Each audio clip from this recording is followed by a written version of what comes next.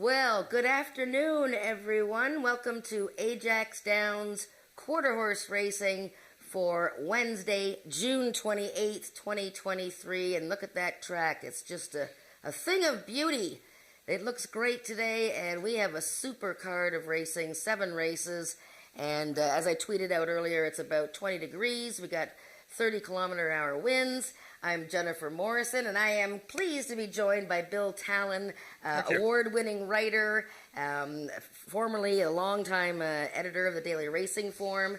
He's an expert on thoroughbred racing, but he's also an Ajax native, so he loves coming out to the quarter horse races. Bill? That's for sure. Thanks for coming out to help today. Nick is off doing something, so thank you for adventuring somewhere. Yeah, exactly.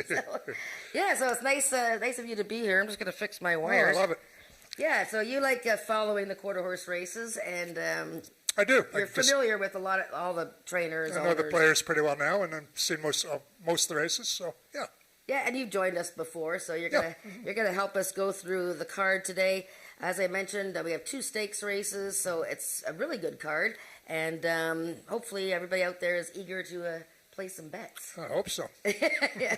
Well, let's get right to it because we started a couple minutes late, and we want to make sure that Frank Ferrari has time to do the changes for the first race. So let's go to the first, and we're going to start off the day with an allowance race. Actually, quite a nice little race. 300 yards allowance race for 3-year-olds and up, non-winners of 2 lifetime, or Ontario breds who have not won 3 races lifetime. And we have a field of, right off the bat, the fields are quite good today. I love this card. We got a field of 7 starting off, and I'm not sure how our picks are going to line up here today, but I picked the number 4 horse, Damn I'm Relentless, with Ismail Mascara.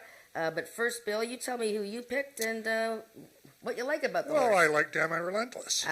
That's who I picked. And I like many of us will, his last race. Very good company, racing against Snow Moon.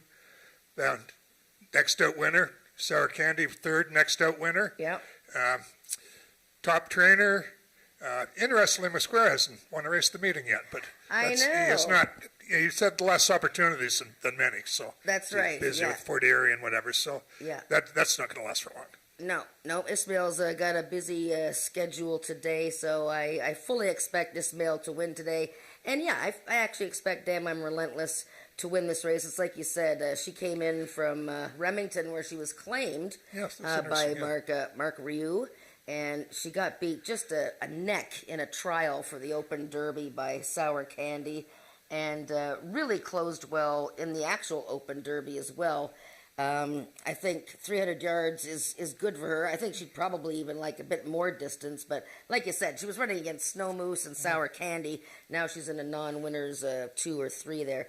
Who did you pick for second? I think we really have to give a lot of respect to the 2 horse here because, I mean, she ran against Had to Be Relentless, who's a pretty nice animal himself.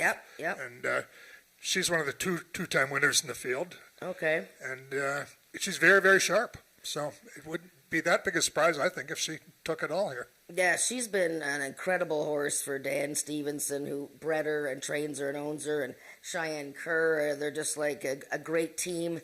And I thought even Ruby Jess kind of broke a bit awkwardly last time. It says broke outward, but it was, and she charged to the wire. Actually, Had to Be Relentless, won. Came back to win June 18th got taken down, and got disqualified. And he beat a very nice horse, Maryland Magic. That's Finished right. ahead of Maryland Magic. That's right. So you're right. Ruby Jess cannot be ignored here. I picked her 3rd. Probably that was a mistake. I like Francesca. I like the way that she sort of closed in her maiden win. And then she's stretching out from 110 yards, so I think that's good. But, yeah, I think we're in agreement on the 2 and 4 here with Damn I'm Relentless, sort of our pick. So let's move on to race 2, the second half of the Daily Double. And it is a speed index race, 350 yards. This is for an average speed index of 75. And what that means is their last 3 races. They take the last 3 speed indexes and average them out. Or horses that have never been better than 80 in their life. And I really, really like a horse in this race. But you tell me first, Bill. Oh, sorry, yes, we have a scratch here. The 3-horse Kit's a winner, so we're down to a field of 8. But a wide open event.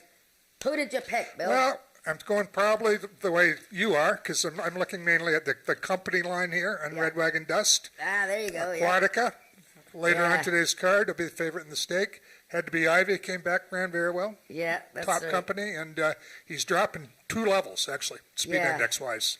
And he's one of 2 5-time winners in the field, so there's a wow. lot to like about him. Yeah. You know what I like, and I'm always a fan of what the horses have done off the layoff or second off the layoff. He won second time off the layoff last year. Good point. So, you know, he needed sort of a tune-up race last year, and here we go, 350 yards. And last time he sort of lunged out of the gate a bit. I don't know if he's going to beat Aquatica, who's on a 4-race winning streak, and she's in the stake later on today. But I'm a big fan of Red Wagon Dust for sure.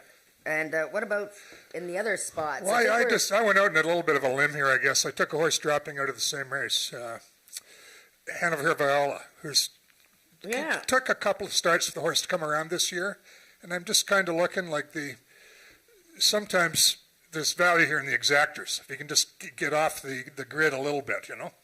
And of course that Paganis boy, I don't know where that race came from. Yeah, I know. If he can deliver that race again, he probably wins it, I think. I mean, he was gone. Oh, he was crazy. He ran away with the race, yeah. Like winning by, what is it, a length and a quarter? Paganis, sorry. I mean, that is like a length and a quarter is like winning by like 10 lengths in thoroughbred racing, right?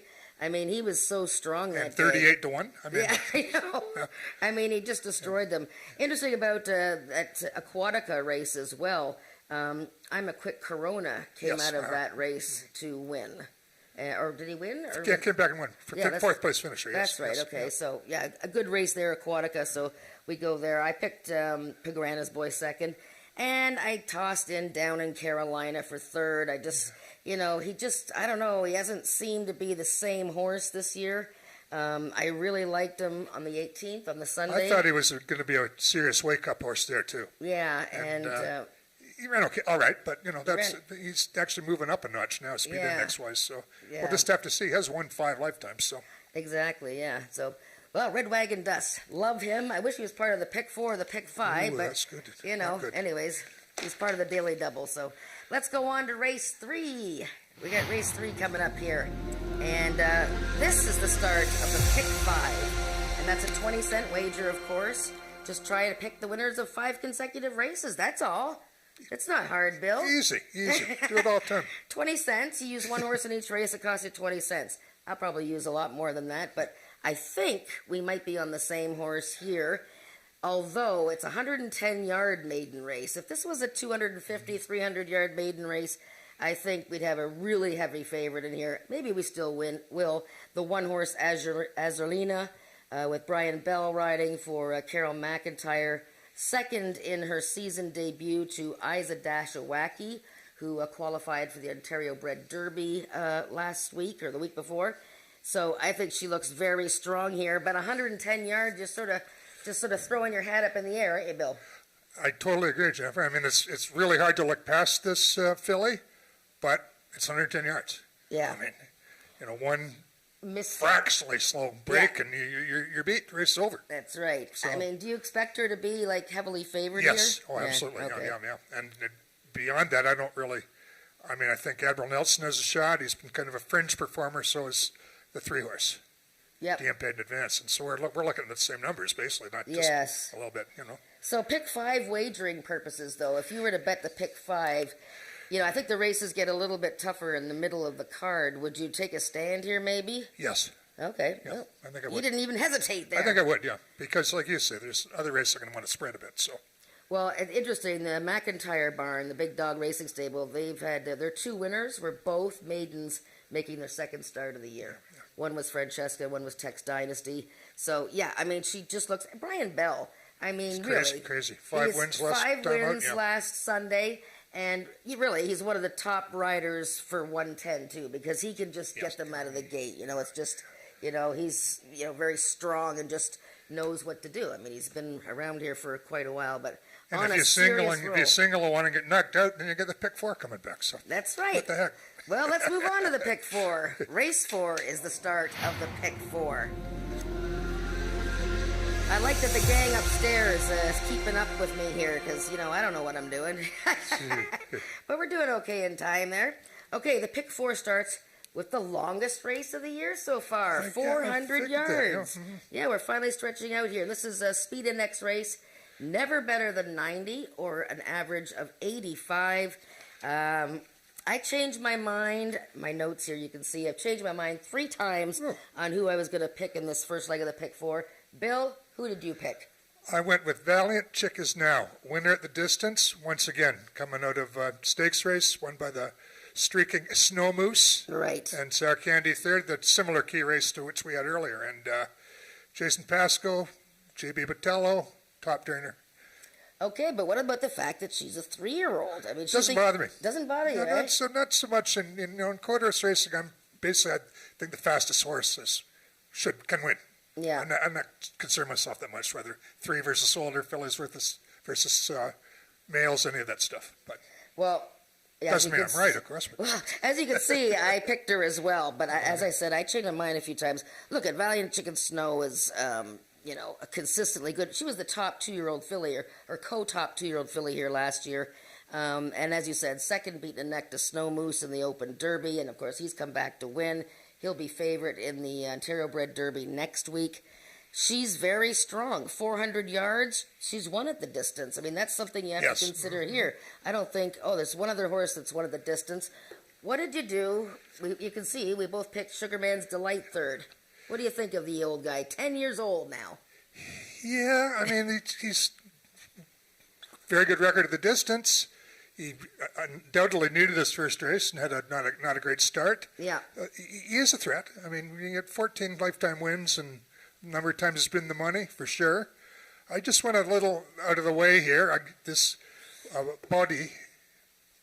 I knew I was going to get there. Bodymeister. No, Bodie. Yeah, there you go. Unproven at the distance, kind of, encouraging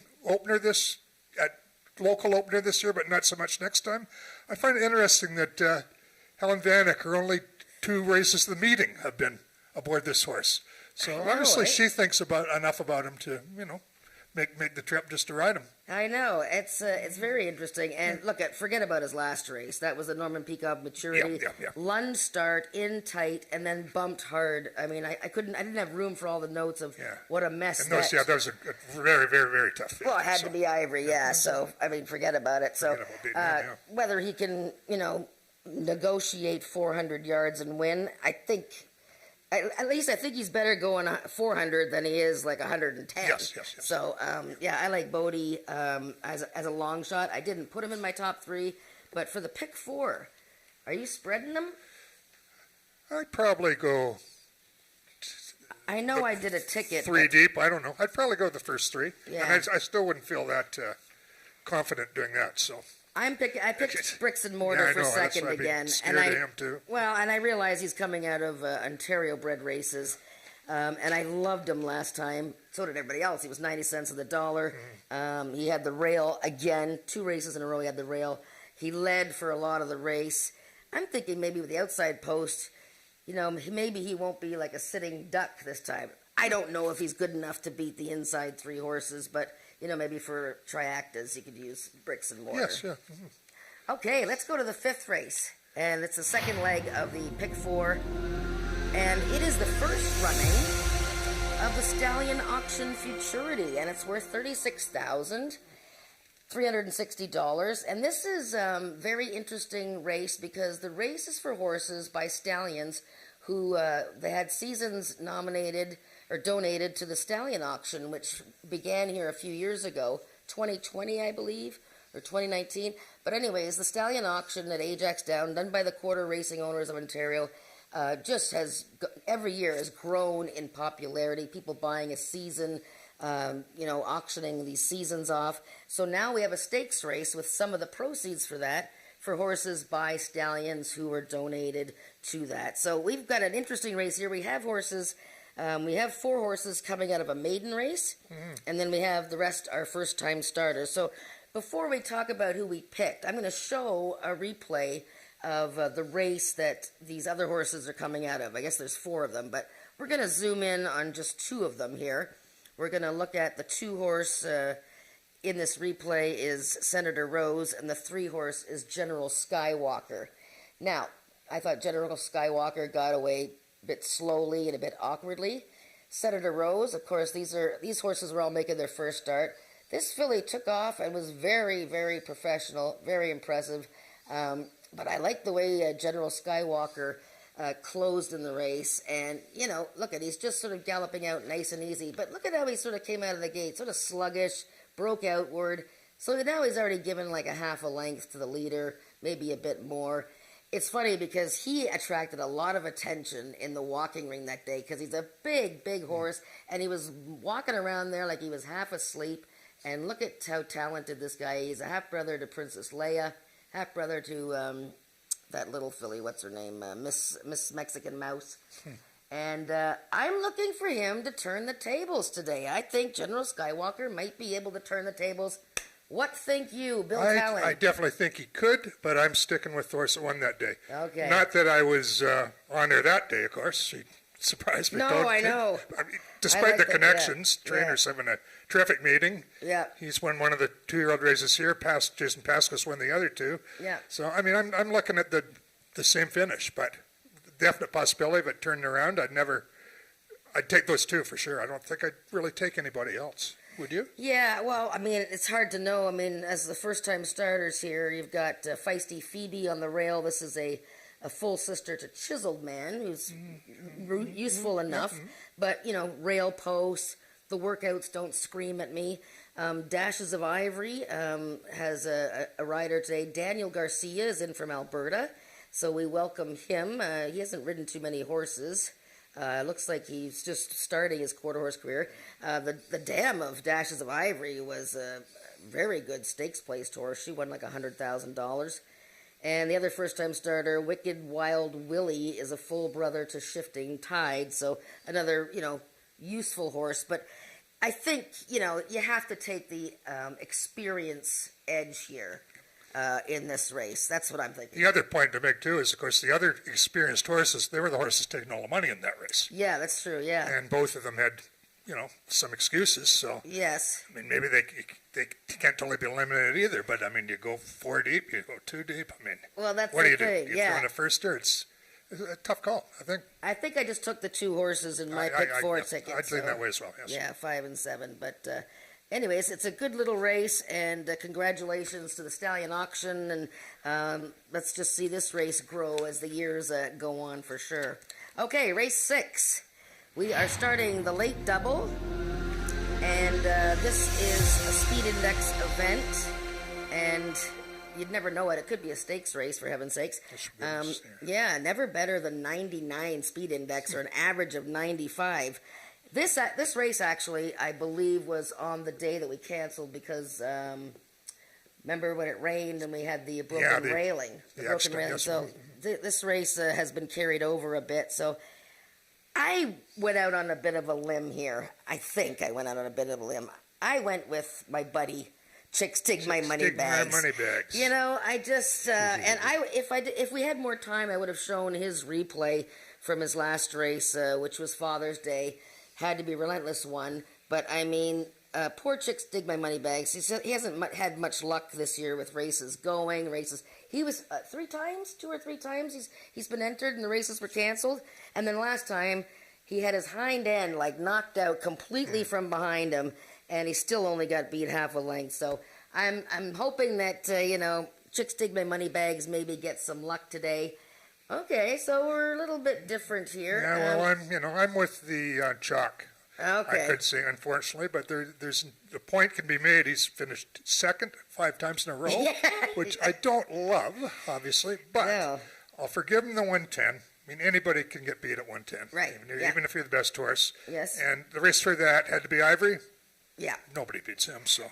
No, I mean, simple sort of handicapping math says this horse just ran second and had to be Ivory in May. He should win. He was the horse of the year a couple of years ago, but that's a lot of second place finishes. And it's going to be a short price. I mean, I think it'll be odds on for sure, almost. Yeah, and I think so. Knight Leader has beaten him, and he's a wake up horse here, I believe. Yeah, he just had a completely messy beginning to his season debut, so you're right.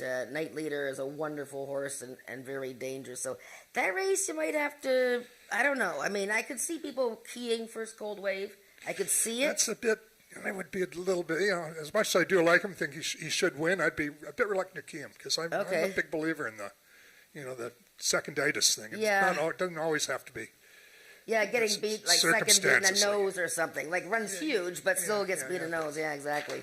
Okay, well let's wrap up the card with this big field is the final of a new stakes race this year, and I thought this was a great idea for a stakes race. It doesn't actually have a real name yet, but it's a $31,320 unclassified, never better than 79 speed index. So it's a race that was created for horses that aren't quite at the top rung. So horses that had never run a 79 speed index when the nominations were made. Now, having said that, we've had two trials.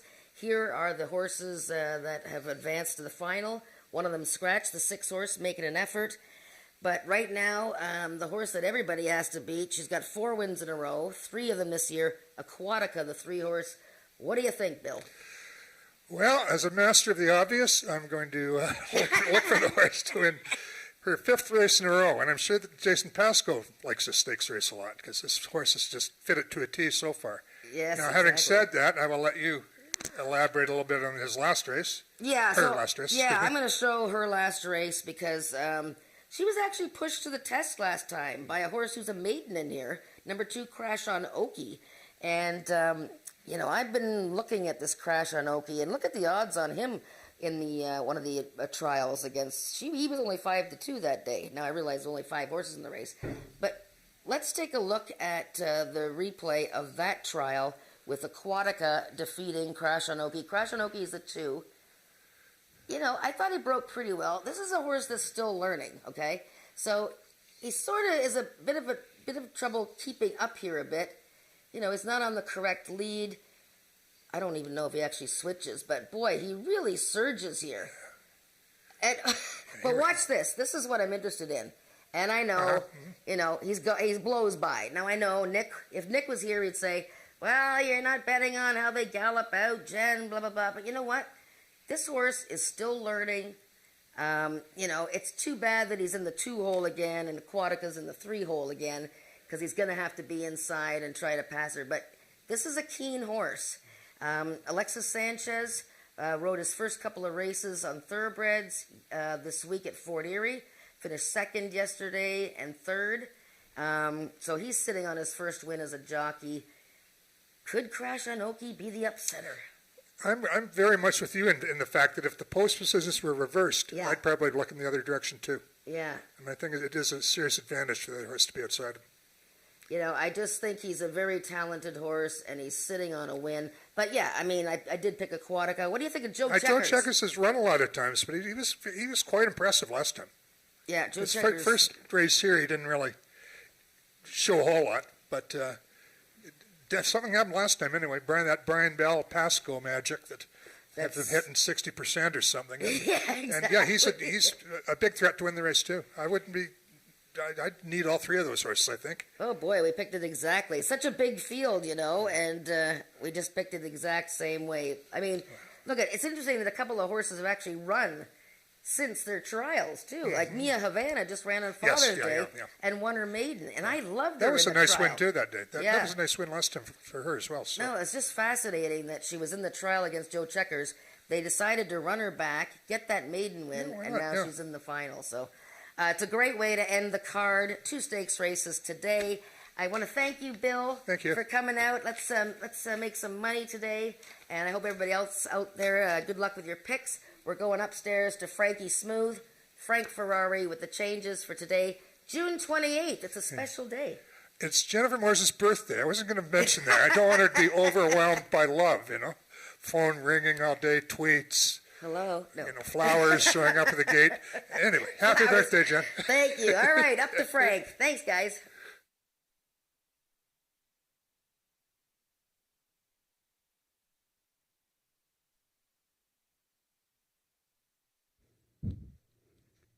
Ladies and gentlemen, good afternoon and welcome back to Ajax Downs for live quarter horse racing. After our 10-day break from Father's Day, we are back live and welcoming all the people streaming in from across the globe. We have a 7-race card put together with 2 stakes. Race 5 is the feature race for 2-year-olds. It's the first running of the Stallion Auction Futurity. They'll be running for a purse of $36,360. That goes in race 5 on our 7-race card. And the co-feature is the 7th and final race of the afternoon for 3-year-olds and upward. The unclassified Never Better Than 79, running for a purse of $31,320. If I can now take you all to race 1 in your programs, here are today's changes and or corrections on our live card of racing. In race number 1, we have the following overweights. Number 1, Francesca, 1 pound over. Both number 2, Ruby Jess, and number 4, Damn I'm Relentless, 2 pounds over. And number 6, SW Annihilator, 4 pounds over. Horses racing with the flipping halter on, both number 5, Just a KVN, and number 7, Eyes a Cocoa Puff.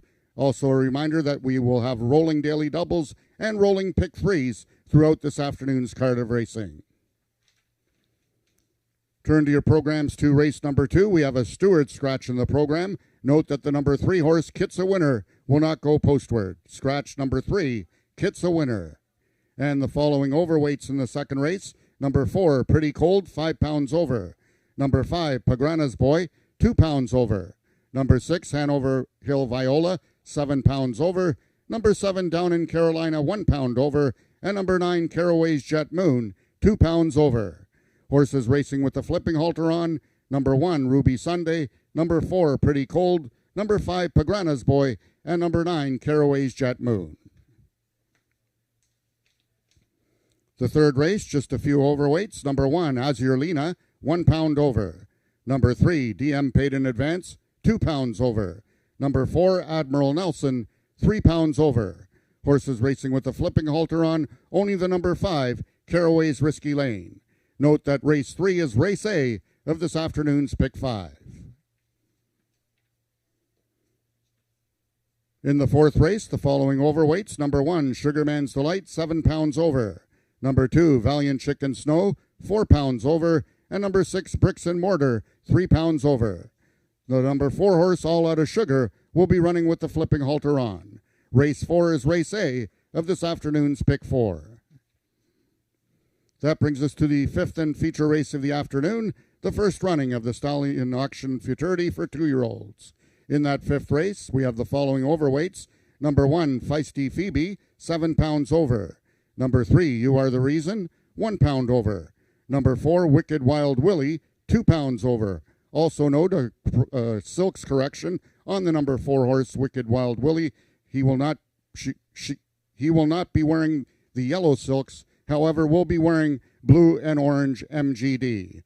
Race number 6, Pretty Magic Hall, 4 pounds over. And number 7, Senator Rose, 3 pounds over.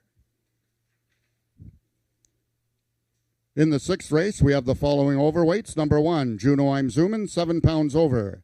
Number 2, Quick as a Hiccup, 1 pound over. Number 3, I Want a Corona, 2 pounds over. And number 7, First Cold Wave, 4 pounds over. Horses racing with the flipping halter on. Number 6, Night Leader. Race 6 is the first half of the late daily double. That brings us to the 7th and final race of the afternoon. It's the co-feature, the unclassified Never Better Than 79 for 3-year-olds and upward, running for a purse of $31,320. And in that 7th race, we have a steward scratch. Scratch the number 6 horse, Making an Effort. And the following overweights. Number 3, Aquatica, 4 pounds over. Number 7, Joe Checkers, 1 pound over. Number 8, Hanover Hill Justine, 7 pounds over. Number 9, Chico Malo, 3 pounds over. And number 10, Dark and Stormy, 2 pounds over. Horses racing with the flipping halter on. Number 3, Aquatica. Number 4, Zumbi. Number 5, Mia Havana. And number 7, Joe Checkers. Those are the changes thus far in your program. Any further changes or corrections will be given to you before each race. Track conditions are listed as fast. It's 23 degrees Celsius, which is 73 degrees Fahrenheit. We have the wind from the north at 12 kilometers an hour, which is 12 miles per hour. Post time for race 1 is at 1:30. in just 7 minutes.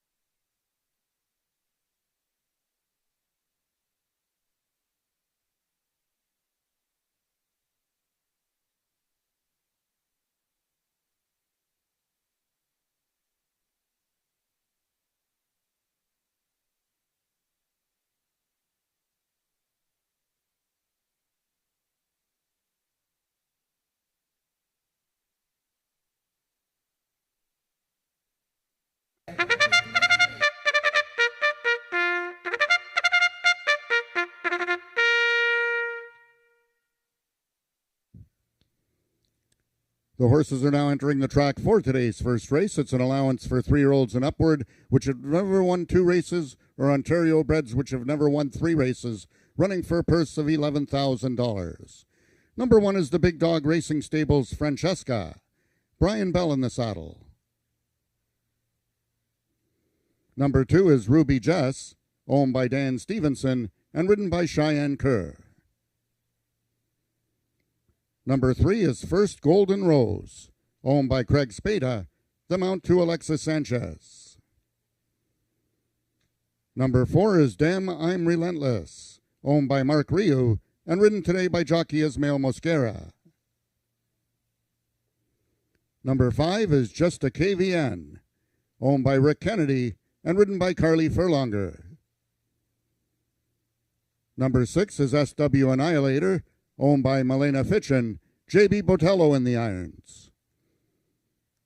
And number 7 is Eyes a Cocoa Puff, owned by Chantal Bourgeois and ridden by Cassandra Jeske. That is your field for the first race, going a distance of 300 yards.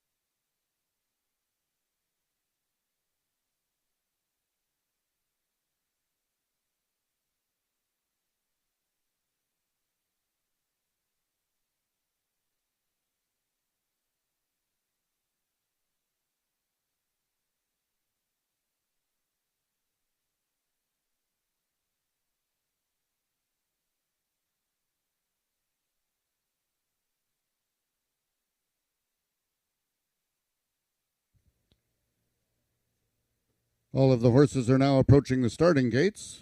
They'll be loading shortly.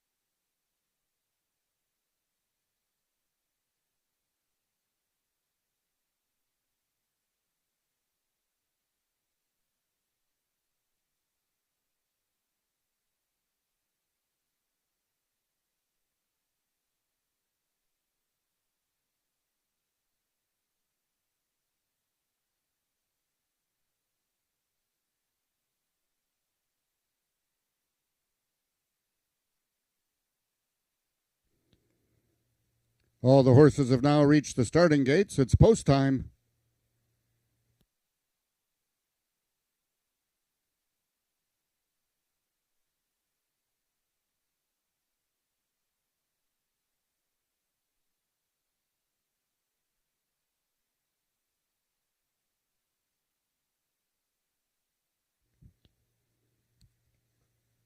The horses are now entering the starting gates. Number 1, Francesca, the first one to load.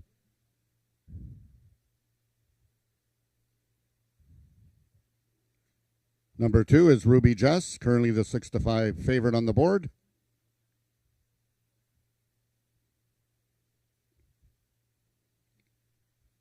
Number 3 is First Golden Rose, currently the longest shot on the board. Number 4, Damn I'm Relentless, 1 of 2 in the field for Jason Pasco. 5 is Just a KVN, making its Ajax Downs debut. 6 is SW Annihilator, the lone gelding in the field. And the last one to load will be number 7, Isaac Cocoa Puff, the lone 5-year-old in the field.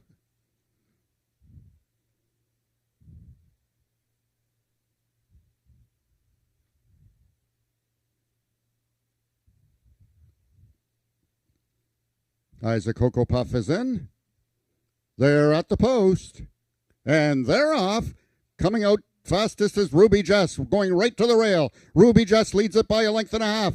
Now coming on is First Golden Rose, and between horses is Ruby Jess from the far outside. Damn I'm Relentless, they're all charging hard. So is Isaac Cocoa Puff. Picture time, it looks like Damn I'm Relentless and Isaac Cocoa Puff in a photo to win.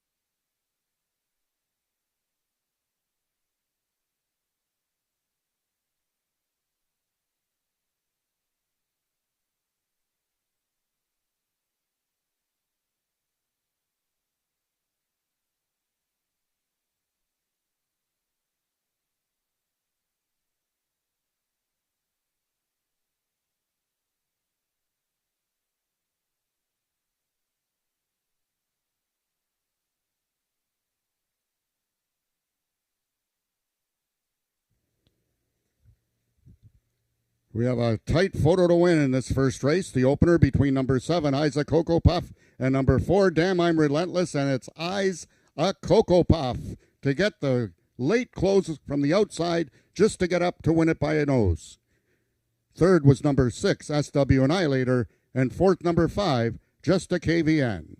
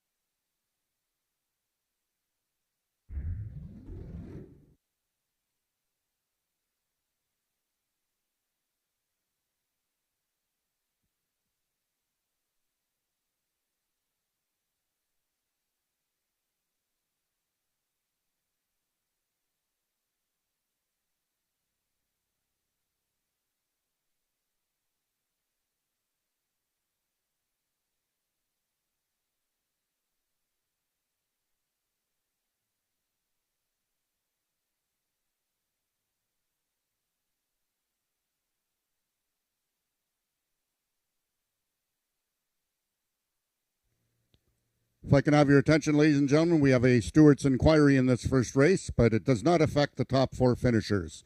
It's due to the 5th place finish between both number 1 and number 2.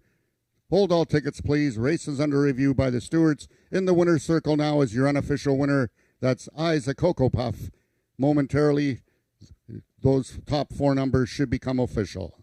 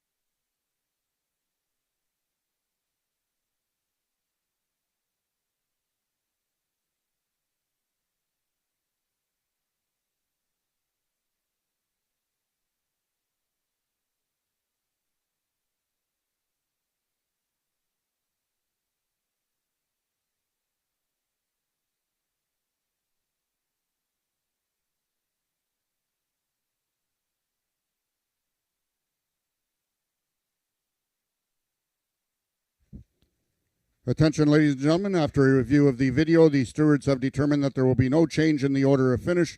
The first race now becomes official. The winner is number 7, Isa Cocoa Puff, 5-year-old brown mare by Look at Magic's Form, out of Isa Quick Glass by Isa Special.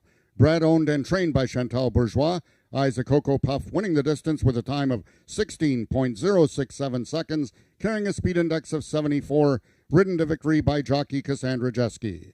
Rechecking from top to bottom, order of finish in your program should read 657-2431. Those are your total results of the first race. In this upcoming second race, scratch the number 3 horse, Kit's a Winner. Number 3, Kit's a Winner, will not go postward in this upcoming second race. And the following overweights, number 4, Pretty Cold, 5 pounds over. Number 5, Pagrana's Boy, and number 9, Caraway's Jet Moon, both 2 pounds over. Number 6, Hanover Hill Viola, 7 pounds over. And number 7, Down in Carolina, 1 pound over.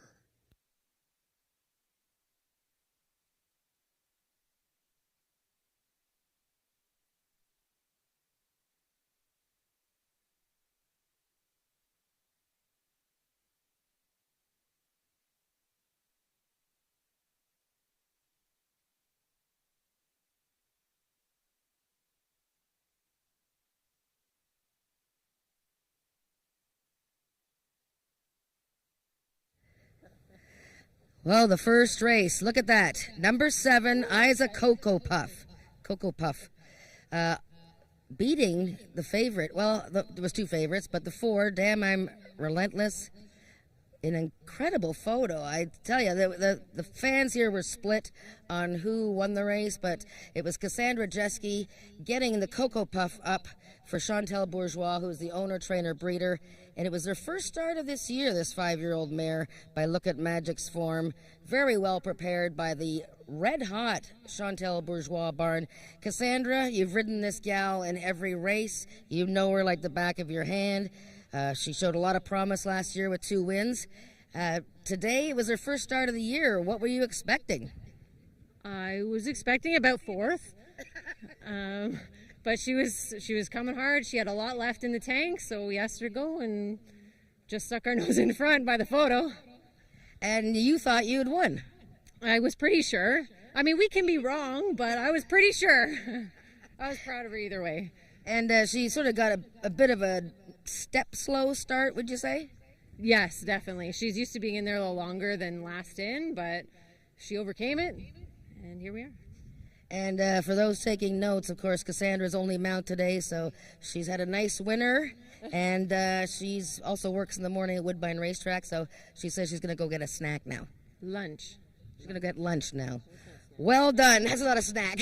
Well done, Cassandra. That is race 1. I'm a Cocoa Puff. I's a Cocoa Puff. Get it right, Morrison. Okay. Chantal Bourgeois wins the first. Second race is coming up in 17 minutes.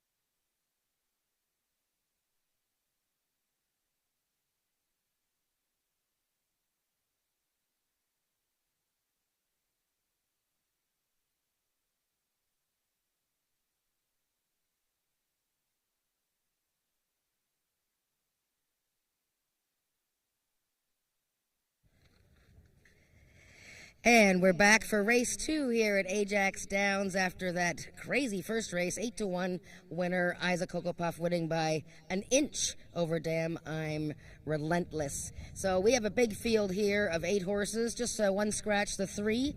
Kitsa winner has been scratched from this speed index race at 350 yards. And it's pretty windy. There's a headwind at the horses coming into the stretch, heading towards the finish line. This is for horses that have never run speed index better than 80 or an average of the last 3 of 75. And all the money is on the horse that Bill Talon and I both picked here.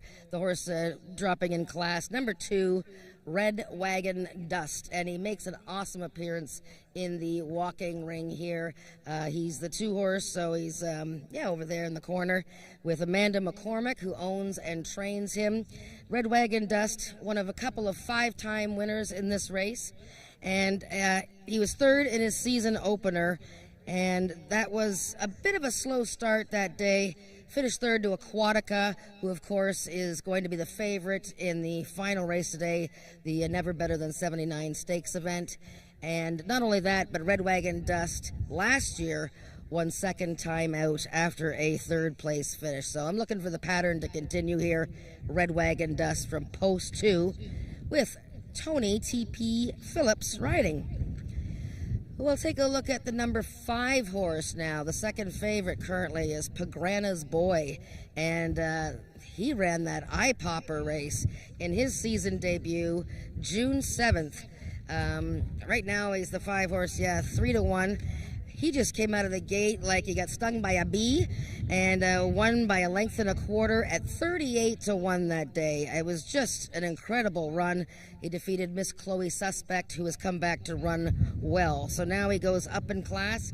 We'll see if that was the real deal. If you like Pagrana's Boy at 38-1, though, you get him now at just 3-1. Bill Talon was trying to make a case with me for the 6 horse to hit the trifecta here. The 6 is Hanover Hill Viola for trainer Rick Kennedy in the Peacock Cattle Company. And Hanover Hill Viola, ridden by Eddie Walton, who has just returned to race riding in the last couple of weeks. And she has 2 wins in her career.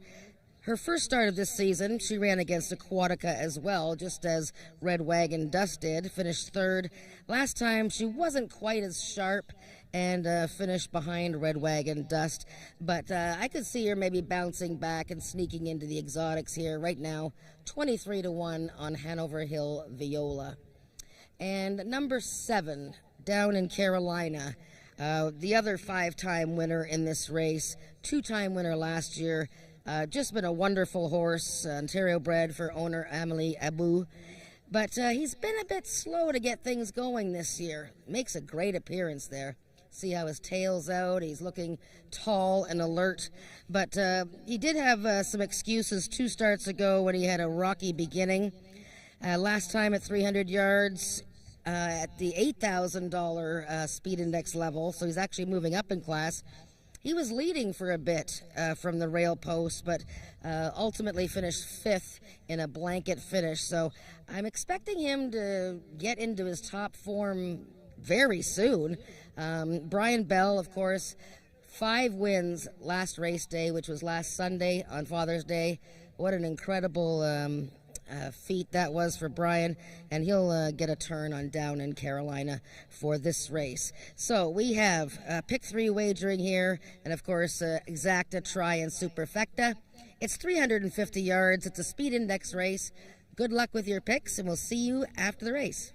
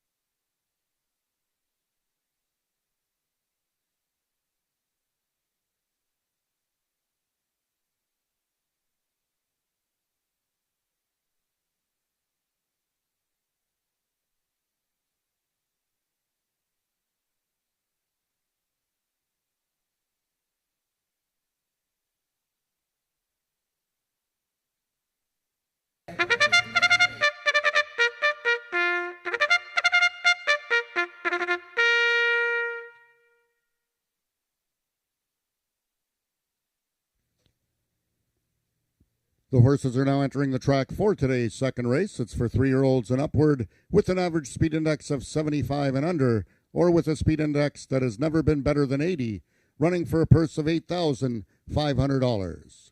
Number 1, Ruby Sunday, owned by Colleen McCracken and ridden by Carly Furlonger. Number 2 is Red Wagon Dust, owned by Amanda McCormick, Tony Phillips in the saddle. Scratch number 3, Kit's a winner. Number 4 is Pretty Cold, owned by Tim Wetlaufer and ridden by Rachel Isaacs. Number 5 is Pagrana's Boy, owned by the partnership of Earl Foster and Les Baker and ridden this afternoon by Ismael Mosquera. Number 6 is the Peacock Cattle Company's Hanover Hill Viola, the mount to Eddie Walton. Number 7 is Down in Carolina, owned by Emily Obu and ridden today by jockey Brian Bell. Number 8 is Bodacious Tatas, owned by Amanda McCormick, the mount to Ramiro Sanchez Castillo. And number 9 is Caraway's Jet Moon, owned by the partnership of Wayne and Carol Proctor and ridden by Cheyenne Kerr. That is your field for the second race, going a distance of 350 yards.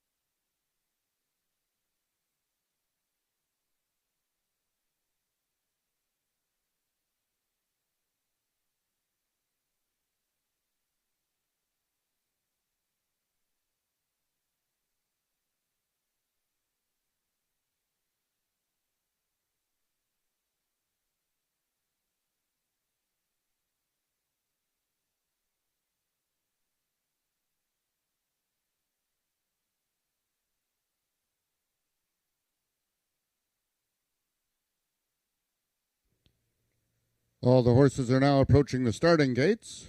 They'll be loading shortly.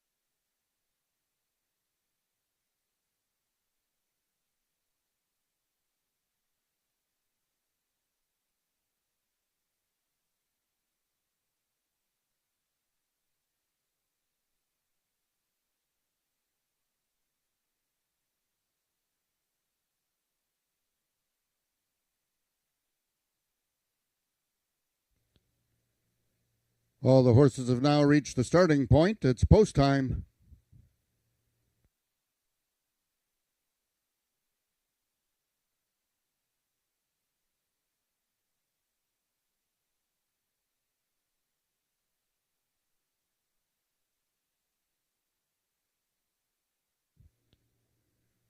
The horses are now entering the starting gates. Number 1, Ruby Sunday, the first one in, trying to run her winning streak to 2. Next one in, number 6, Hanover Hill Viola. Jockey Ed Walton aboard, looking for his first victory of the season. Number 2 is Red Wagon Dust, trying to give Amanda McCormick her first win of the season. Currently the 9-5 choice. Number 7 is Down in Carolina.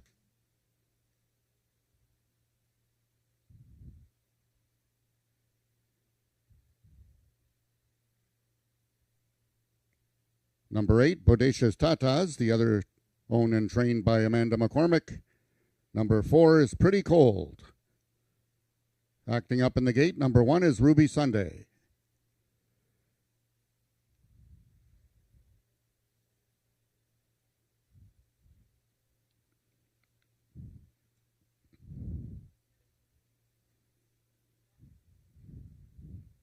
Two left to load. They are number 5, Pagrana's Boy. Jockey Ismail Mosquera looking for his first win at the meet.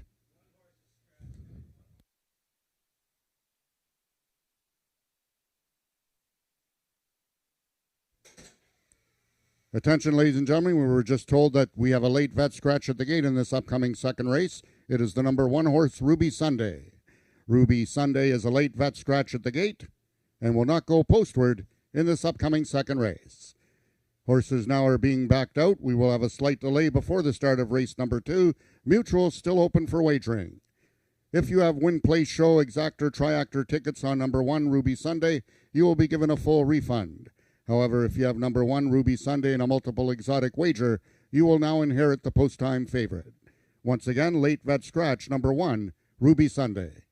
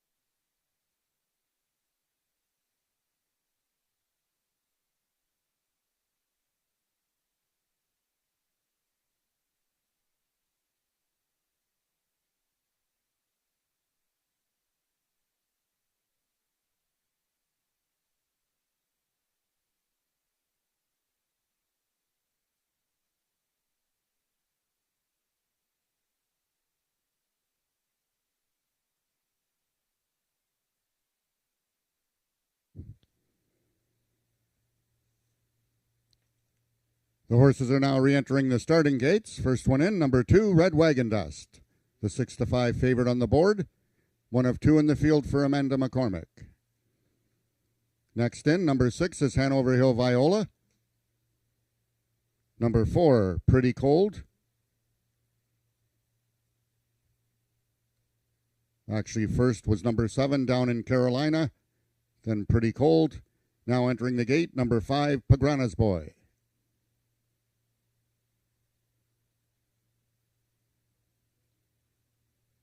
Number 8 is Bodacious Tatas, and the last one to load from the outside stall, number 9, Caraway's Jet Moon, trying to give Wayne Proctor his first win of the season. They're at the post.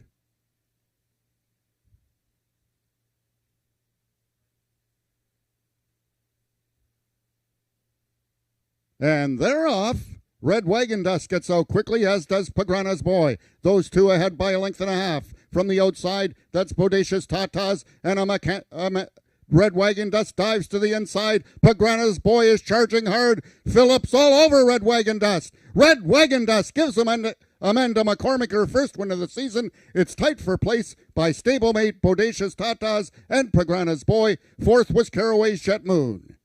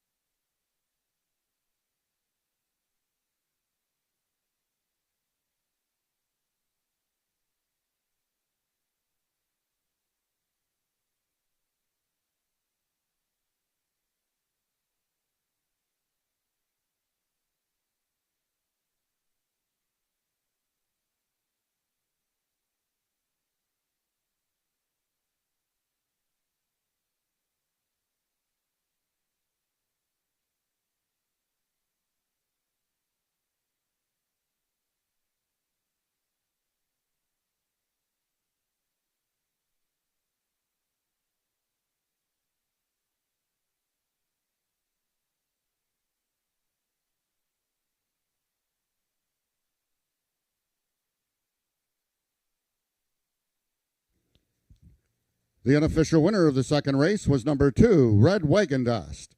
Second was number 8, Bodacious Tatas. In the show photo, we had a dead heat for third between number 5, Pagrana's Boy, and number 9, Caraway's Jet Moon. A dead heat for show, Pagrana's Boy and Caraway's Jet Moon.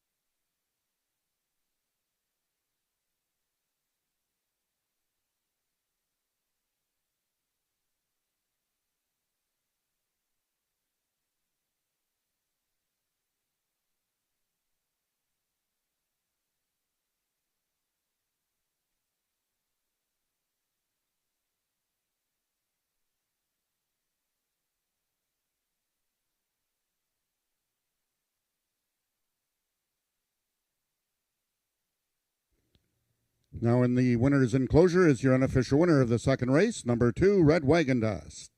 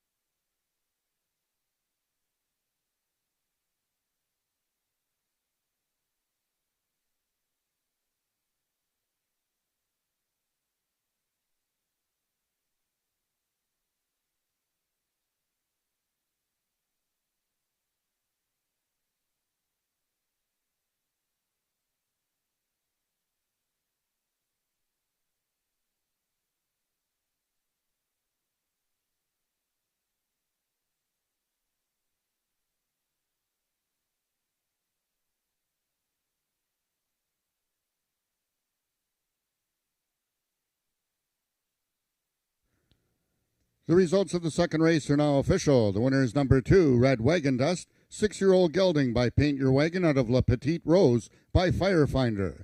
Foaled in Ontario by Gary and Marlene McNichol, Red Wagon Dust is owned and trained by Amanda McCormick and ridden to victory by jockey Tony Phillips. Red Wagon Dust winning the distance with a time of 18.416 seconds, carrying a speed index of 78. Rechecking from top to bottom, order finish in your program should read: late vet scratch at the gate, full refund, 1 steward scratch, 7 3DH, 652 3DH. Those are your total results of the second race. In this upcoming third race, we have the following overweights. Number 1, Azurlina, 1 pound over. Number 3, DM Paid in Advance, 2 pounds over. And number 4, Admiral Nelson, 3 pounds over. Race 3 is Race A of this afternoon's Pick 5.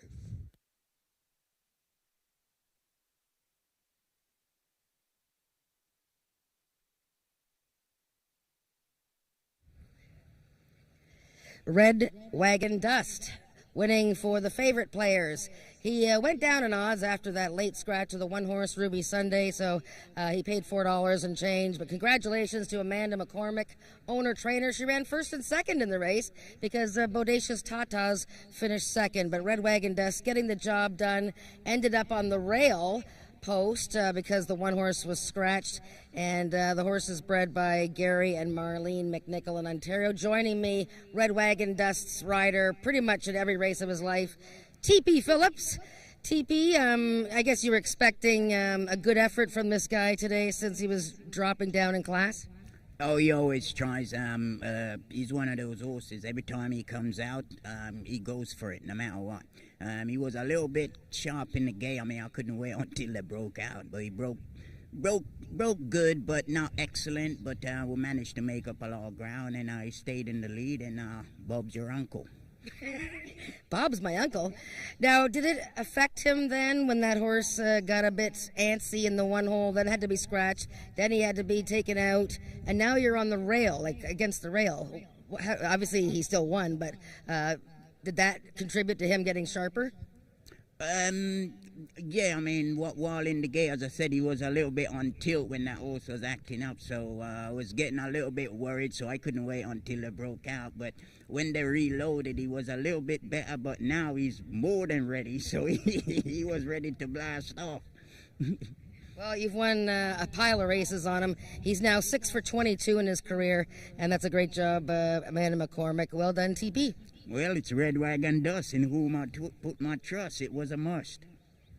And there you go, you have it. The wrap from TP Phillips, who rode Red Wagon Dust to victory in race 2. Race 3 coming up in 18 minutes.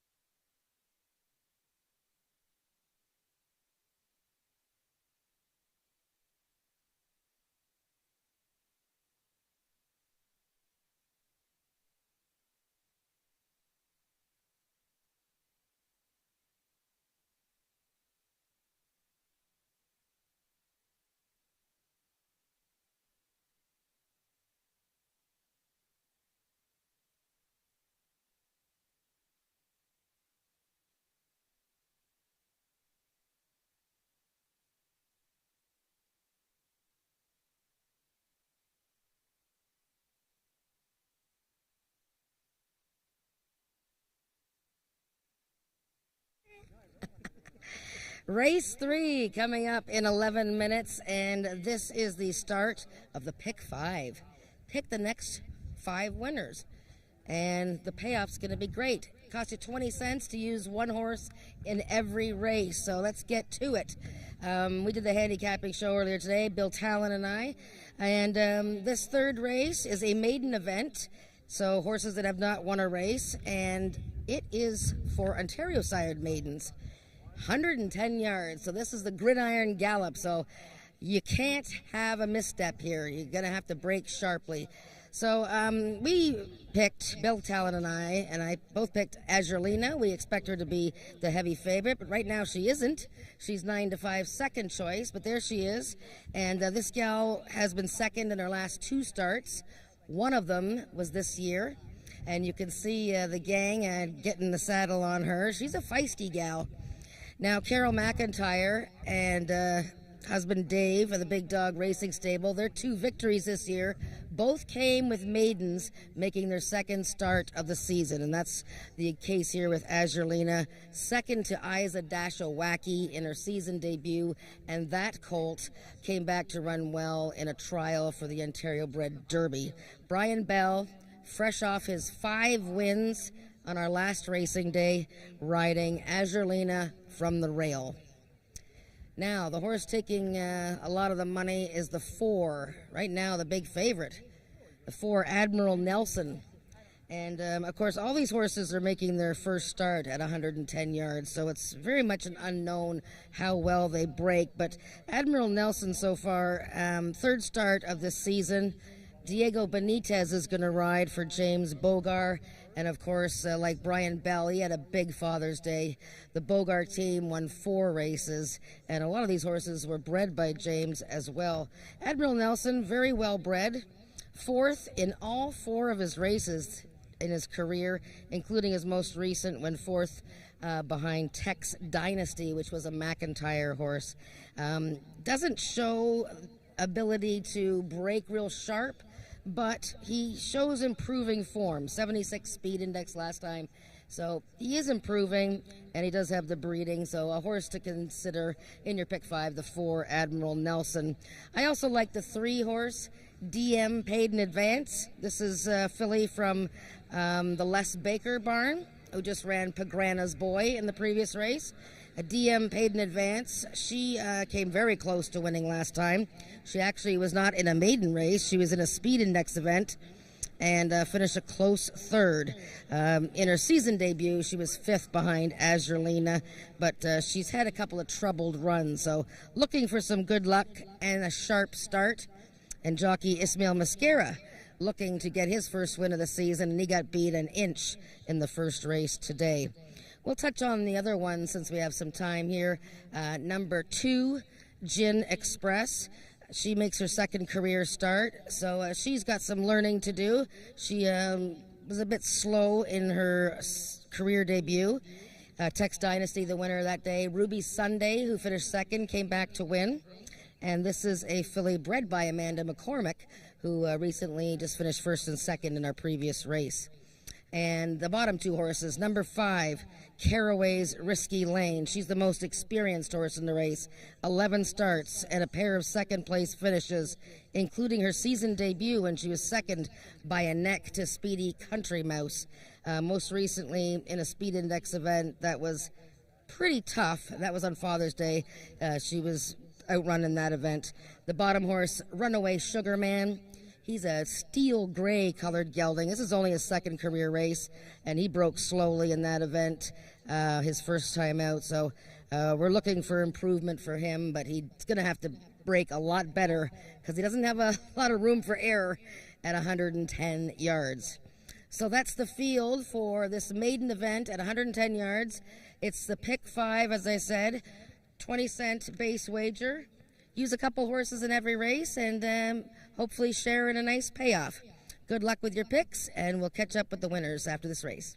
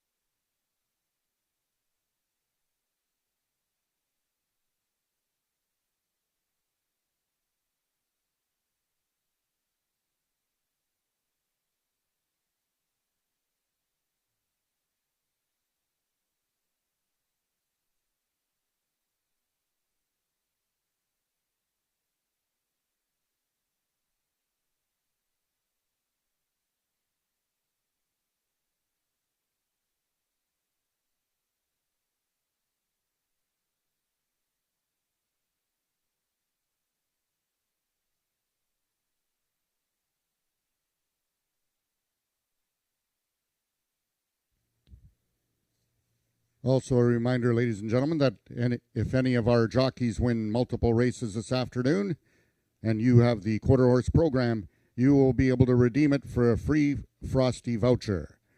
And in contention this upcoming race will be jockey Tony Phillips trying to win his second race of the afternoon.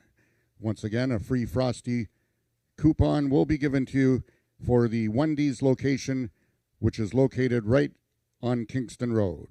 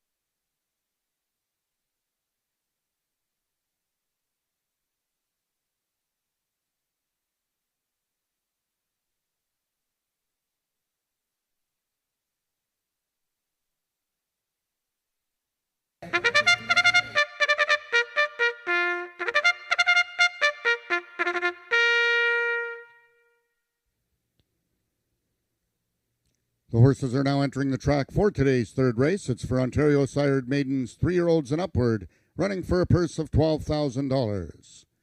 Number 1 is the Big Dog Racing Stables Azurlina. The mount this afternoon to Brian Bell. Number 2 is Gin Express, owned by Michelle Olson and ridden by Ramiro Sanchez Castillo. Number 3 is DM Paid in Advance, owned by the partnership of Earl Foster and Les Baker, Ismail Mosquera aboard. Number 4 is James Bogar's Admiral Nelson, ridden this afternoon by D.I. Benitez. Number 5 is Caraway's Risky Lane, owned by the partnership of Wayne and Carol Proctor, Tony Phillips aboard. And number 6 is Runaway Sugarman, owned by the partnership of Earl Foster and Ross Leach, and ridden by jockey Norman D'Souza. That is your field for the third race, going a distance of 110 yards. Race 3 is Race A of this afternoon's Pick 5.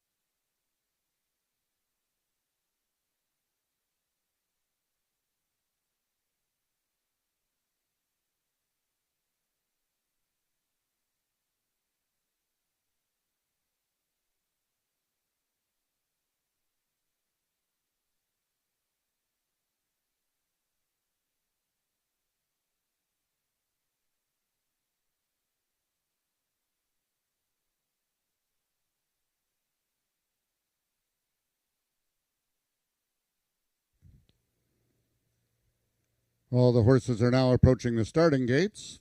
They'll be loading shortly.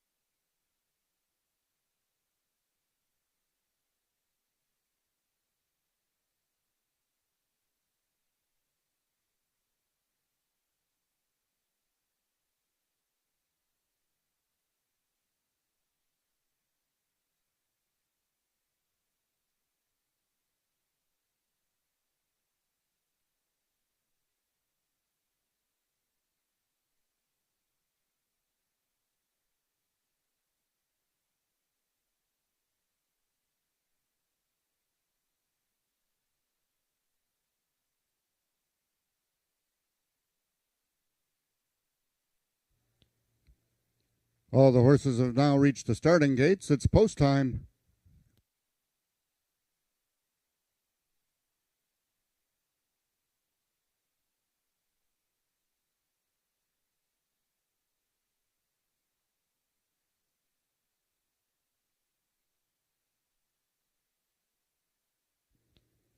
The horses are now entering the starting gates. Number 1, Azurlina, the first one in. One of 2 4-year-olds in this field. Number 3 is DM Paid in Advance. Currently the even money choice on the board.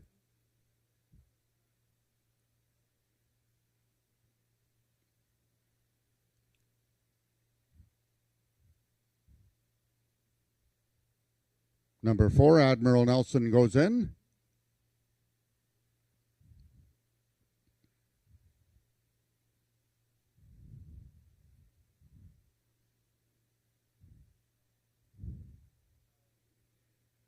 Number 2 is Gin Express.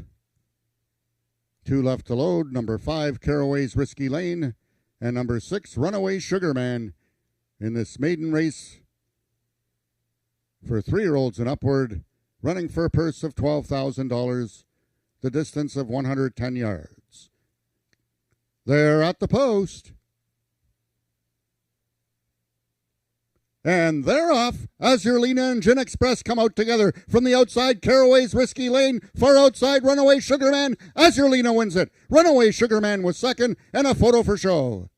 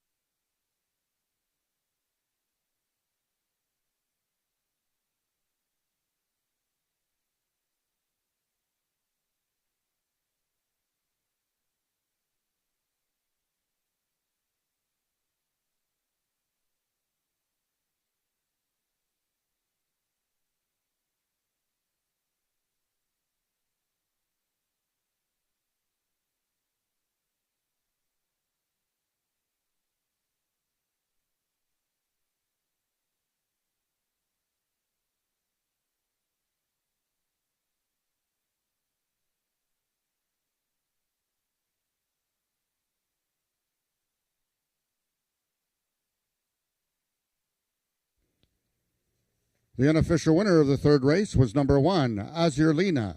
Second was number 6, Runaway Sugarman. And in the show photograph, It was number 3, DM Paid in Advance, finishing third over number 4, Admiral Nelson, finishing fourth.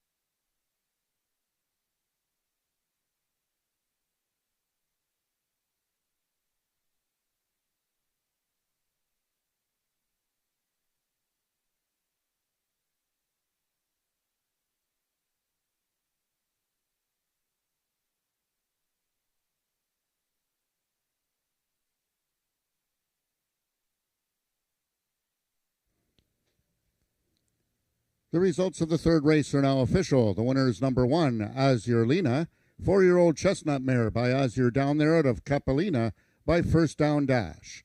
Foaled in Ontario by Angel Carter, Azure Lena is owned by the Big Dog Racing Stable, trained by Carol McIntyre, and ridden to victory by jockey Brian Bell.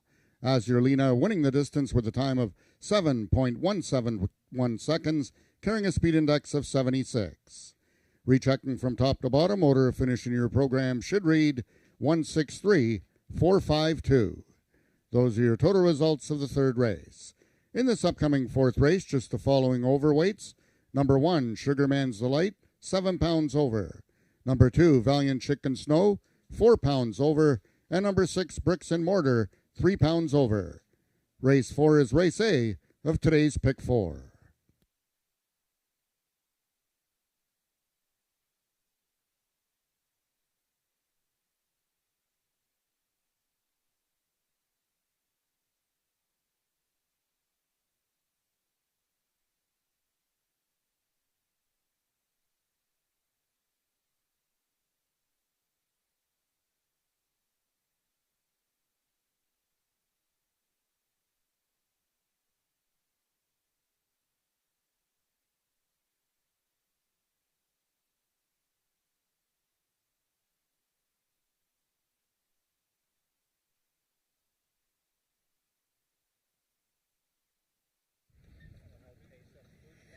Oh, there's Azure Lena, winning by pretty good margin there, even though it was only 110 yards. That's a Big Dog Racing Stable, Ontario-bred, 4-year-old filly, bred by Angel Carter. And like I said, owned and trained by Carol McIntyre, Dave McIntyre, ridden by Brian Bell, who the last time we saw Brian here, he had won 5 races the last racing day. This is number 1 today, Brian. You'd never ridden this gal before. She's never been 110 yards before. I know the secret is just to get him out of the gate, but did the McIntyres tell you anything about her that sort of helped you today? Well, I used to gallop that horse at their farm 2 years ago, and then even last year a couple of times galloping her, and I rode her a couple of times this year early in the season, and I always knew she could go short because when I worked her going 250 yards, that's what she can do, and I'm really shocked that we got her into the 110, and especially a maiden 110 to boot. That just suited her right up her alley. Yeah, this is, I think, only the second time we've had a maiden race go in 110. It seems to be a pretty good spot for horses to sort of learn how to win and sort of just get their thing. I mean, like Paul Garrison's horse was second at 30 to 1. Oh, I know. The 110, with especially with maidens, it gives them a good booster and confidence, and especially if you get one to win, and then they can go on and go even further distance. Yeah, now what did you do to celebrate your 5 wins last week? Honestly, I went to bed early. There you go. Well, best of luck for the rest of today, Brian. Well done on Azurlina. All right, thank you very much. Okay, that's Azurlina has won her maiden, race 3, and we have race 4 coming up. It's the start of the pick 4. It's my favorite bet. So join us in about 16 minutes for the race.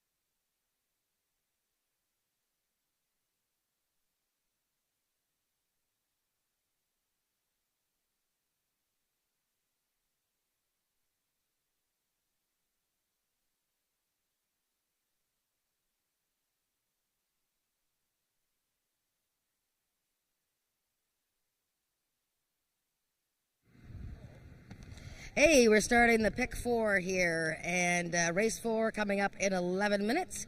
And the last horse, Bricks and Mortar, is just coming across here, getting into the winner circle, the walking ring, get the saddle on. So we have a field of 6. And right now, taking all the money is the 3-horse Bodie. But I'm going to start with looking at the 2 Valiant Chicken Snow. This is the pick by both myself and Bill Talon on the pre-game show today. And Valiant Chicken Snow, there she is. She's anxious to get going. You can see her there pawing the ground. One of the top 2-year-old fillies of last season, already, doing well in stakes races this year. And now, meeting a slightly easier group as far as, it's not a stakes race, but she's also meeting older horses. She's a 3-year-old. These are older horses. So, but as Bill Talon was saying, it doesn't bother him that he picks a 3-year-old against older, talking at, quarter horse racing, the races are shorter. And speed is speed. So 3-1 right now on Valiant Chicken Snow, and that's filly from the Jason Pascoe stable, and he's currently our leading trainer. James Bogar is right close behind though. Okay, number 3, Bodie. 6-5. Now, this is Helen Vanek's only mount here today, and in fact, she's only had a couple of mounts at Ajax this season. Very busy at Fort Erie. In fact, she rode at least one winner yesterday, I know of, at Fort Erie.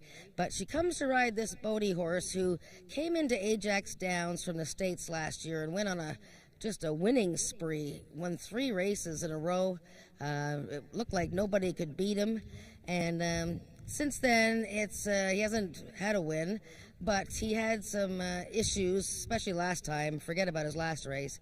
Just got walloped at the start, and he lunged at the beginning, so forget about that.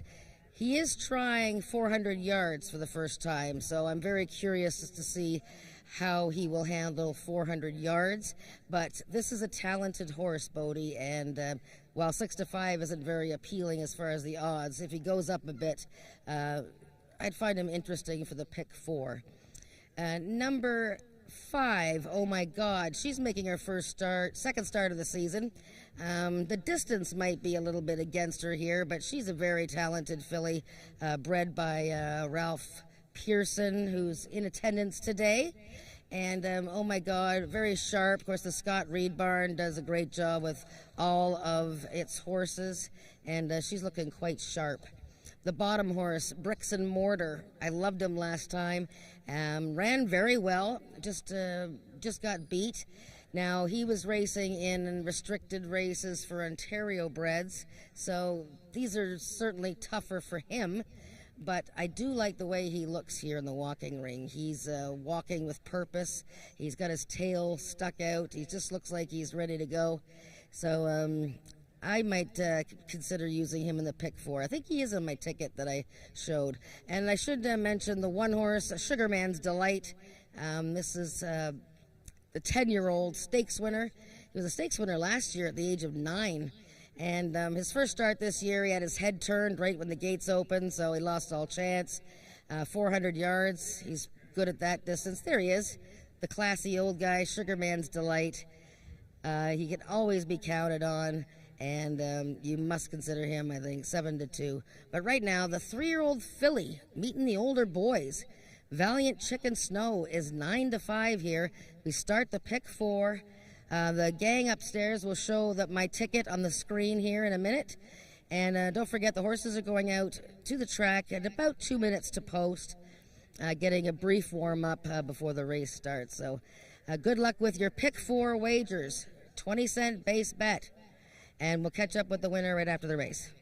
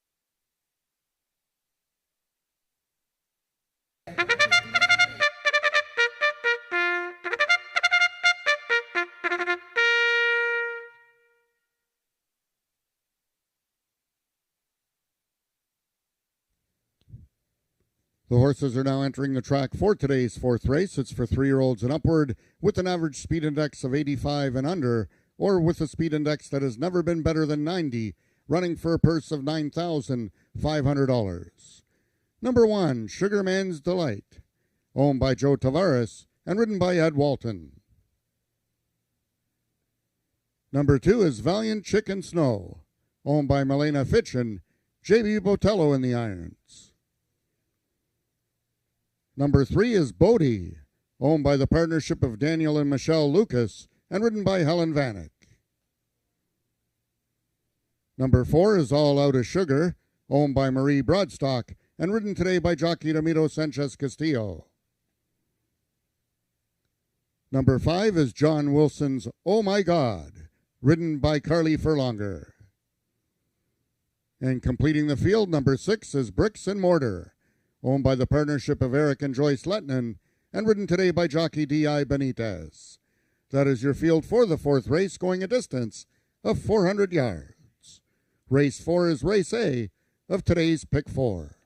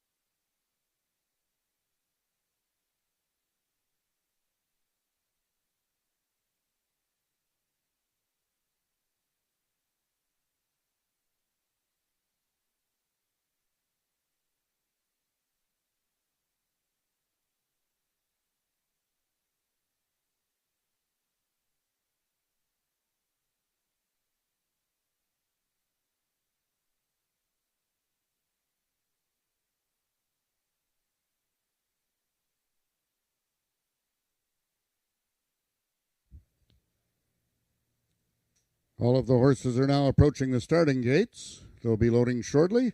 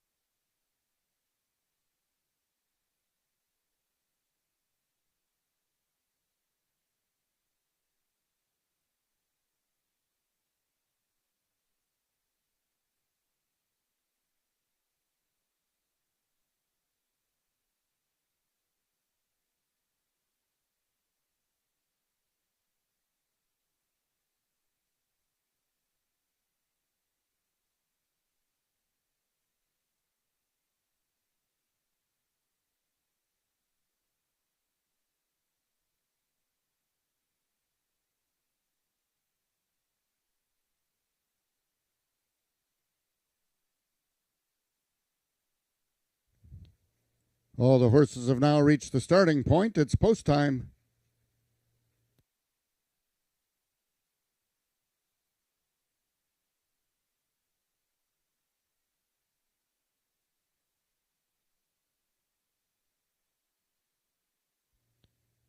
Horses are now entering the starting gates. First one in is number 1, Sugarman's Delight, 10-year-old gelding, making lifetime start number 63. Number 2 is Valiant Chicken Snow, the lone 3-year-old filly in the field. Number 3 is Bodie, Helen Vannick's lone mount of the afternoon. 4 is All Out of Sugar. Number 5 is Oh My God. And the last one in, Bricks and Mortar, one of 2 in the field for Jason Pasco. They're at the post.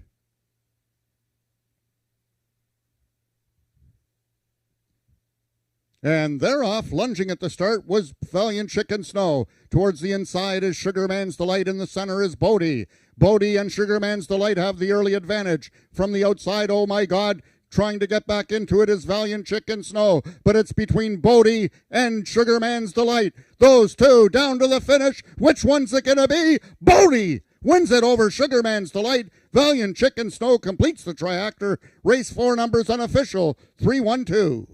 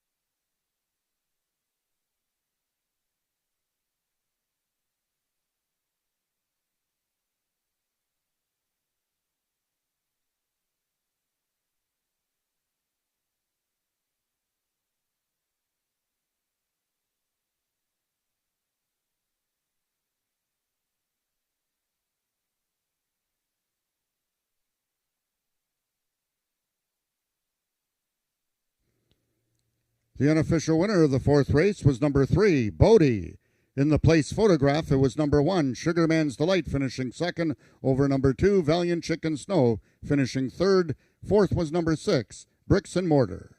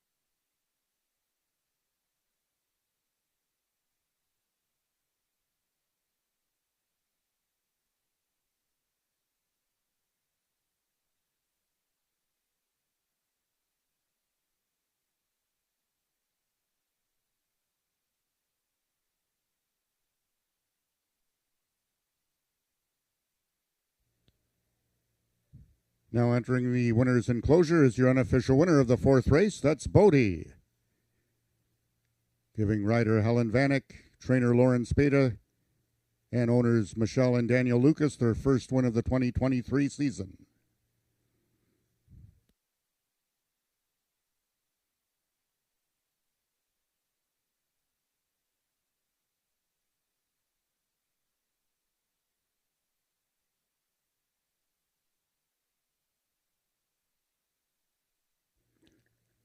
The results of the fourth race are now official. The winner is number 3, Bodie, 5-year-old brown gelding by Corona Cartel out of the Thoroughbred Girl in the Curl by the Thoroughbred In Excess.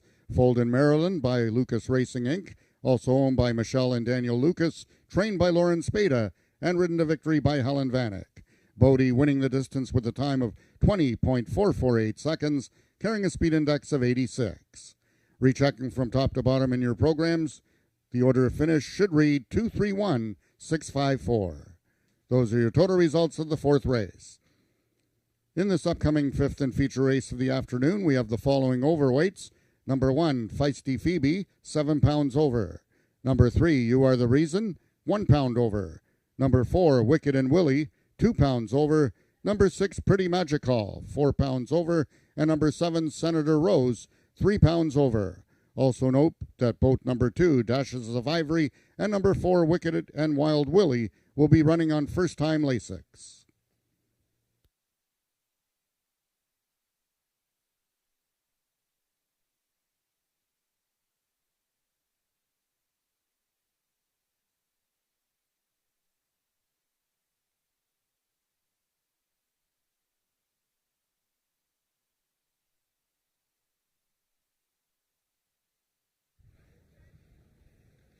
Bodie. There is Helen Vanek, Hurricane Helen. She has joined us in the winner's circle. We don't get to see her much anymore because she's so busy at Fort Erie, but there she is. She has come in from Fort Erie, and she's ridden Bodie to victory, and that's the first win this season for Lauren Spada. So well done, Lauren. Owner Craig Spada. Helen, Bodie, your buddy. Bodie, your buddy. Congratulations. You met him last year when he came in, and he went on this winning streak, and he was running against some of the toughest horses around. Tell me about his previous 2 races this year coming into this event. They were a little subpar. He didn't get the best breaks, and so I gave him a little time, freshened him up, and now he came back and ran a good one. And were you at all concerned about the 400 yards? A little bit, but he's out of a thoroughbred mare, so I was hoping the thoroughbred side would kick in. Now, we don't get to see him much. How was business down at Fort Erie? Oh, great. Love it there. You won another race yesterday. Yeah, I did. Yeah, you win very regularly. Do we expect to see you back up here again with Bodie? Yeah, definitely. Well, it makes it worth the drive, I guess, doesn't it? It sure does. He's a good guy. All right. Well done, Helen. Thank you very much. Good to see you again. And congratulations to the Spada family. They got their first win of the season with Bodie. And this gelding is owned by Daniel and Michelle Lucas of Maryland, of course. Big names in the quarter horse industry down there. Well done. Race 5 coming up in 16 minutes.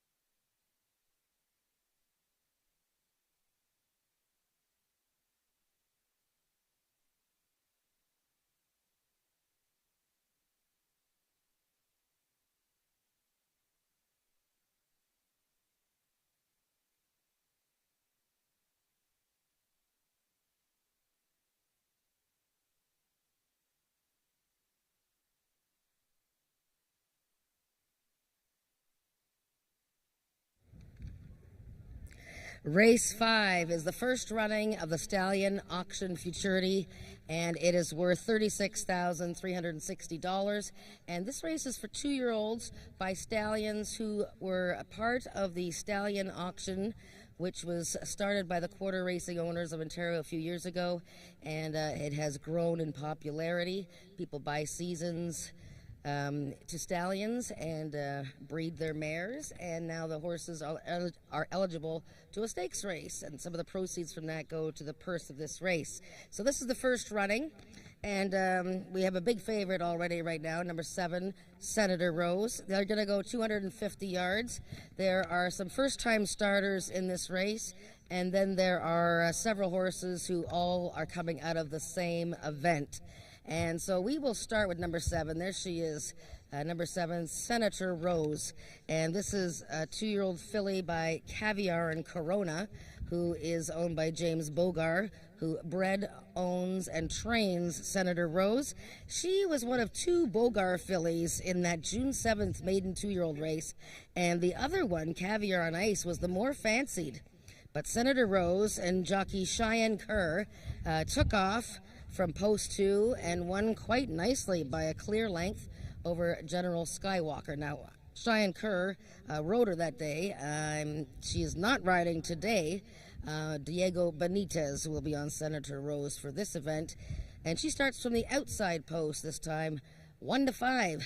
That's pretty low odds. Now, I picked number 5, General Skywalker, who was second to Senator Rose in that June 7th maiden race, and I thought he ran pretty darn good, and I thought maybe he had a chance to turn the tables on the filly with a little bit of a better start from the gate. You know, when he debuted on June 7th, he caught the eye of a lot of people watching that day. Just a big, beautiful horse, and so relaxed for a 2-year-old. He looks like he's an old-timer. You can see him walking there with, who's that, them there? There you go, yeah, there's the 5, General Skywalker. Just a big, beautiful horse. So he's so big. He's a half-brother to Princess Leia, who's a very good horse in these parts. There he is, and I just thought he had a bit of an awkward start from the gate in that race, but he really did well to chase Senator Rose and finished second. So I gave a slight nod to General Skywalker. He's probably going to be better odds than Senator Rose anyways. So who else we look at here? Number 2, Dashes of Ivory, is one of the first-time starters. I thought this was an interesting filly. She's by Cold Hard Dash, who was a sensation last year with his first crop of runners. Oh, she's feeling a bit feisty here, isn't she? She's out of a mare who won $100,000 and 4 races with stakes placed. And Daniel Garcia is in from Alberta to ride Dashes of Ivory, who is owned by Robert Bailey. I thought the workout times on this filly were pretty good. Some of the other ones that have raced, the 3-horse, You Are the Reason, another Jason Pascoe starter, also by Cold Hard Dash. She was sluggish coming out of the gate in her opener and was way out on the other side of the racetrack. So obviously a learning race. Brian Bell back to ride her. Another Pascoe filly, the 6-horse, Pretty Magical by Maryland Magic. She veered in at the start. She had the rail that day, so she lost some ground, finished 4th. I expect a better effort from her. And the field is completed by the 1 Feisty Phoebe, who is a Rick Kennedy homebred filly, a full sister to winner Chiseled Man, and the 4-horse, Wicked Wild Willie, owned and trained by Mitchell Daniel, and this is a full brother to the winner, Shifting Tides. So that is your field for the Stallion Auction Futurity. We're going to take a look at these 2-year-olds when they come onto the track. We'll do a little sizing them up and how they behave out here on the track. So join us for the run-up in about 4 minutes.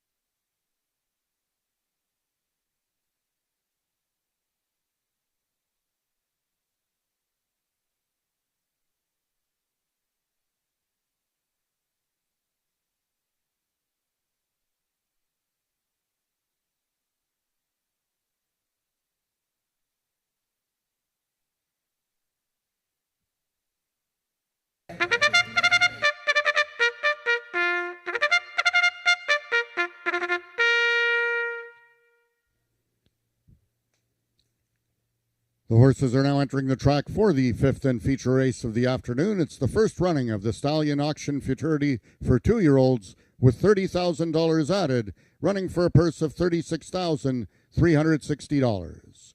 Number 1, Feisty Phoebe, owned and trained by Rick Kennedy and ridden by Ed Walton. Number 2 is Dashes of Ivory, owned by Robert Bailey, trained by Jason Pasco, and ridden by jockey Daniel Alejandro Garcia. Number 3 is You Are the Reason, owned by Amelie Obu, trained by Jason Pasco, the mount to Brian Bell. Number 4 is Mitchell Daniels' Wicked Wild Willie, ridden today by jockey Ismael Mosquera. Number 5 is General Skywalker, owned by Marie Broadstock, trained by Bob Broadstock, and ridden by Ramiro Sanchez Castillo.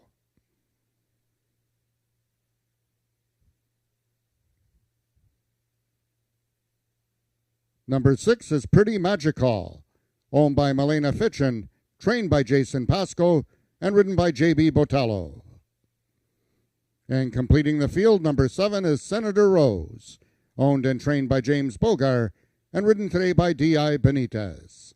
That is your field for the fifth race, going a distance of 250 yards.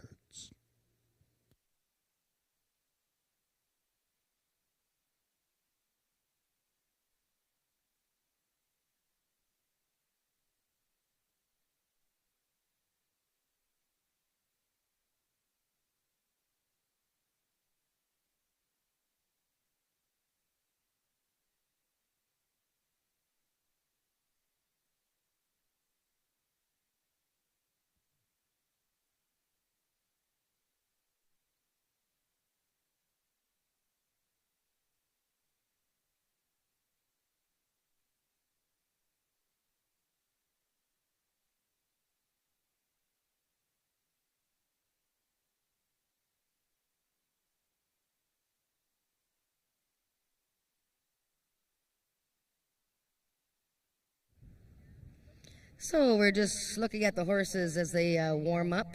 Well, it's plenty warm, but getting limbered up for this Stallion Auction Futurity. Still the big favorite, number 7, Senator Rose. She was quite lively heading towards the gate, doing a little jumping around under Diego Benitez, but not losing her cool. I thought the 5-horse General Skywalker made a great appearance. He doesn't look like a horse that gets rattled at all. And the other horse that was pretty charged up, the 4, Wicked Wild Willie. He was looking like a little torpedo getting ready to go. So good-looking bunch of 2-year-olds. Everybody looks like they're behaving themselves as they head to the gate. So good luck with your wagers. This is the start of the late pick 3.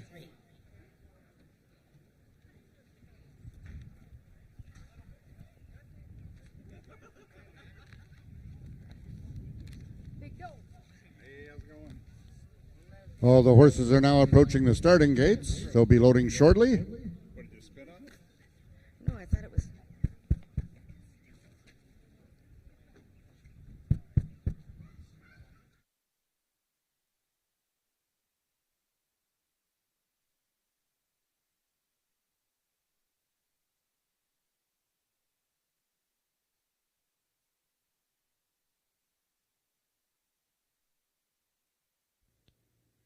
All the 2-year-olds have now reached the starting point. It's post time.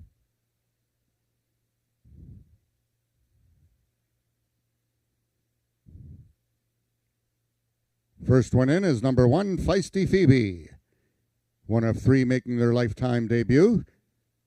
The other is number 2, Dashes of Ivory, which just unseated jockey Daniel Alejandro Garcia.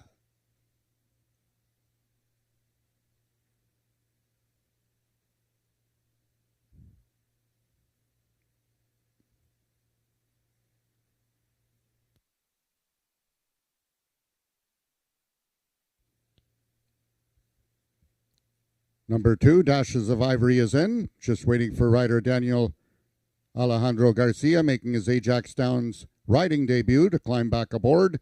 He is on top. Number 3, You Are the Reason. 1 of 3 in this field for Jason Pasco.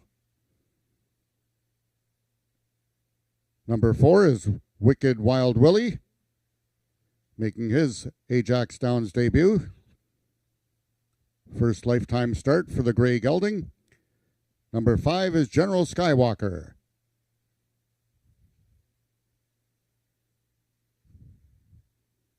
Six is Pretty Magical. And the last one to load will be the heavy choice at 4 to 5 on the board. Number 7, Senator Rose for James Bogar.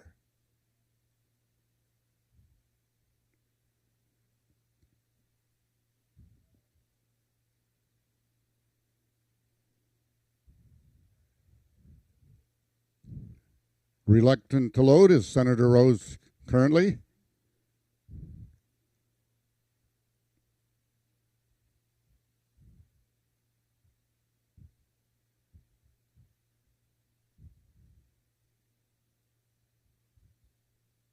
The other 2-year-olds waiting patiently in the gates as they are still trying to load Senator Rose.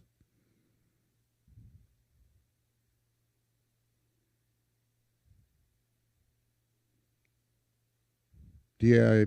Benitez is dismounted on Senator Rose.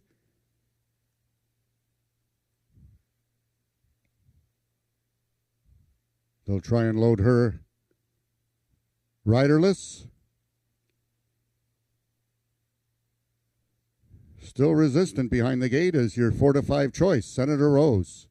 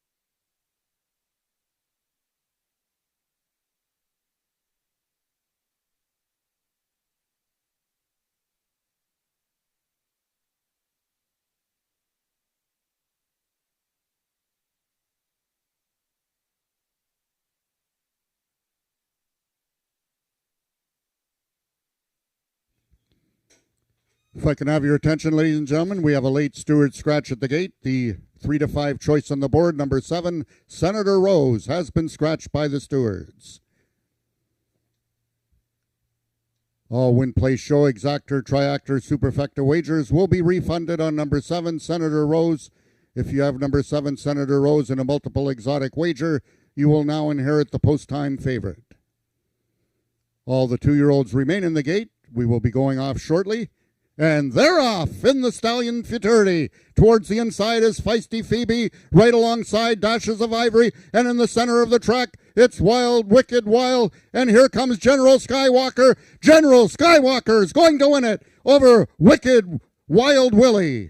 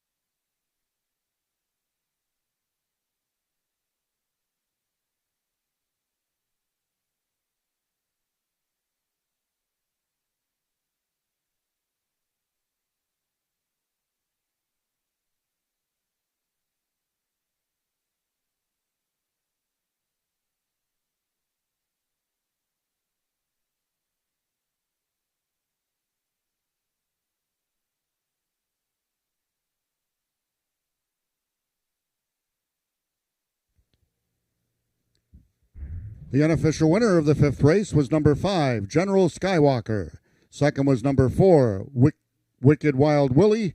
Third, number 6, Pretty Magical. And fourth, number 2, Dashes of Ivory.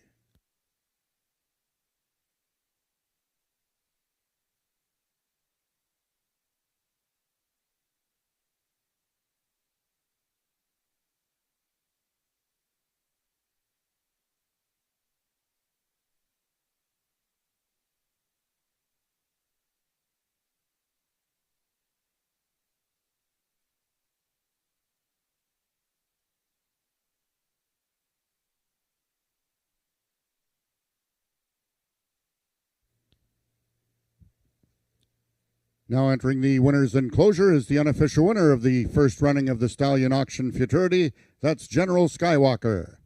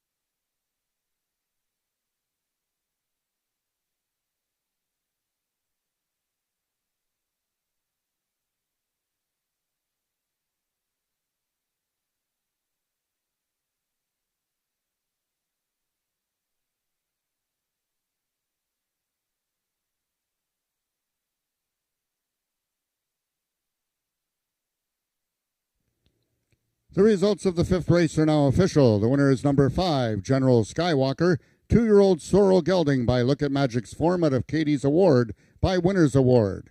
Bred and owned by Marie Broadstock, General Skywalker is trained by Bob Broadstock and ridden to victory by Emilio Sanchez Castillo.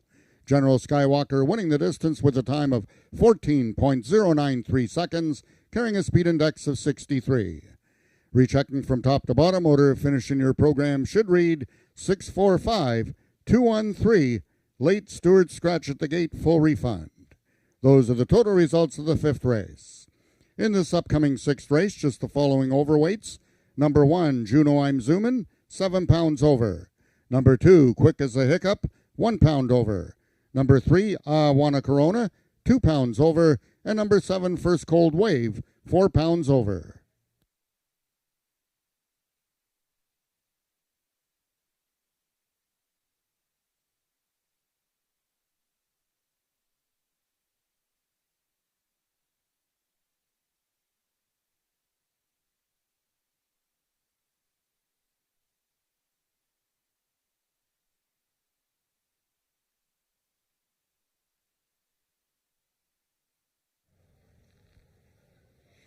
General Skywalker has won the first running of the Stallion Auction Futurity Stakes at 250 yards for owner Marie Broadstock, breeder Marie Broadstock, trainer Bob Broadstock, jockey Ramiro Castillo, and his son Aldo's here from from Mexico for the summer. And what a great screaming, lots of screaming. I gotta say that 2-year-old first-time starter Wicked Wild Willie of Mitch Daniel ran huge as well. But General Skywalker is the news today. May the force be with you, Ramiro. This is an Ontario bred, of course, by Look at Magic's form, the stallion owned by Chantal Bourgeois. Ramiro, you rode him first time out. Little bit of an awkward start, but ran well. What did he do better today to win the race? The trainer sent me a couple times al gate. He did nice job, no? So all the time didn't stay straight. Perfect. Today, perfect. Long time today in el gate, but Well, that's the thing. I mean, the 2-year-olds were in there. I was amazed. Everybody was amazed. They stood so well. He looks like an old horse walking around. He's got a very good attitude, doesn't he? yeah, in the beginning, no, yes. Yeah. No, he does, no? But probably when the people start saying scratch number 7, yeah, como que more quiet, more relaxed, yeah, ready for it. Yeah. Oh, okay. And did you feel comfortable during the race that you had a chance to beat that little horse that was leading?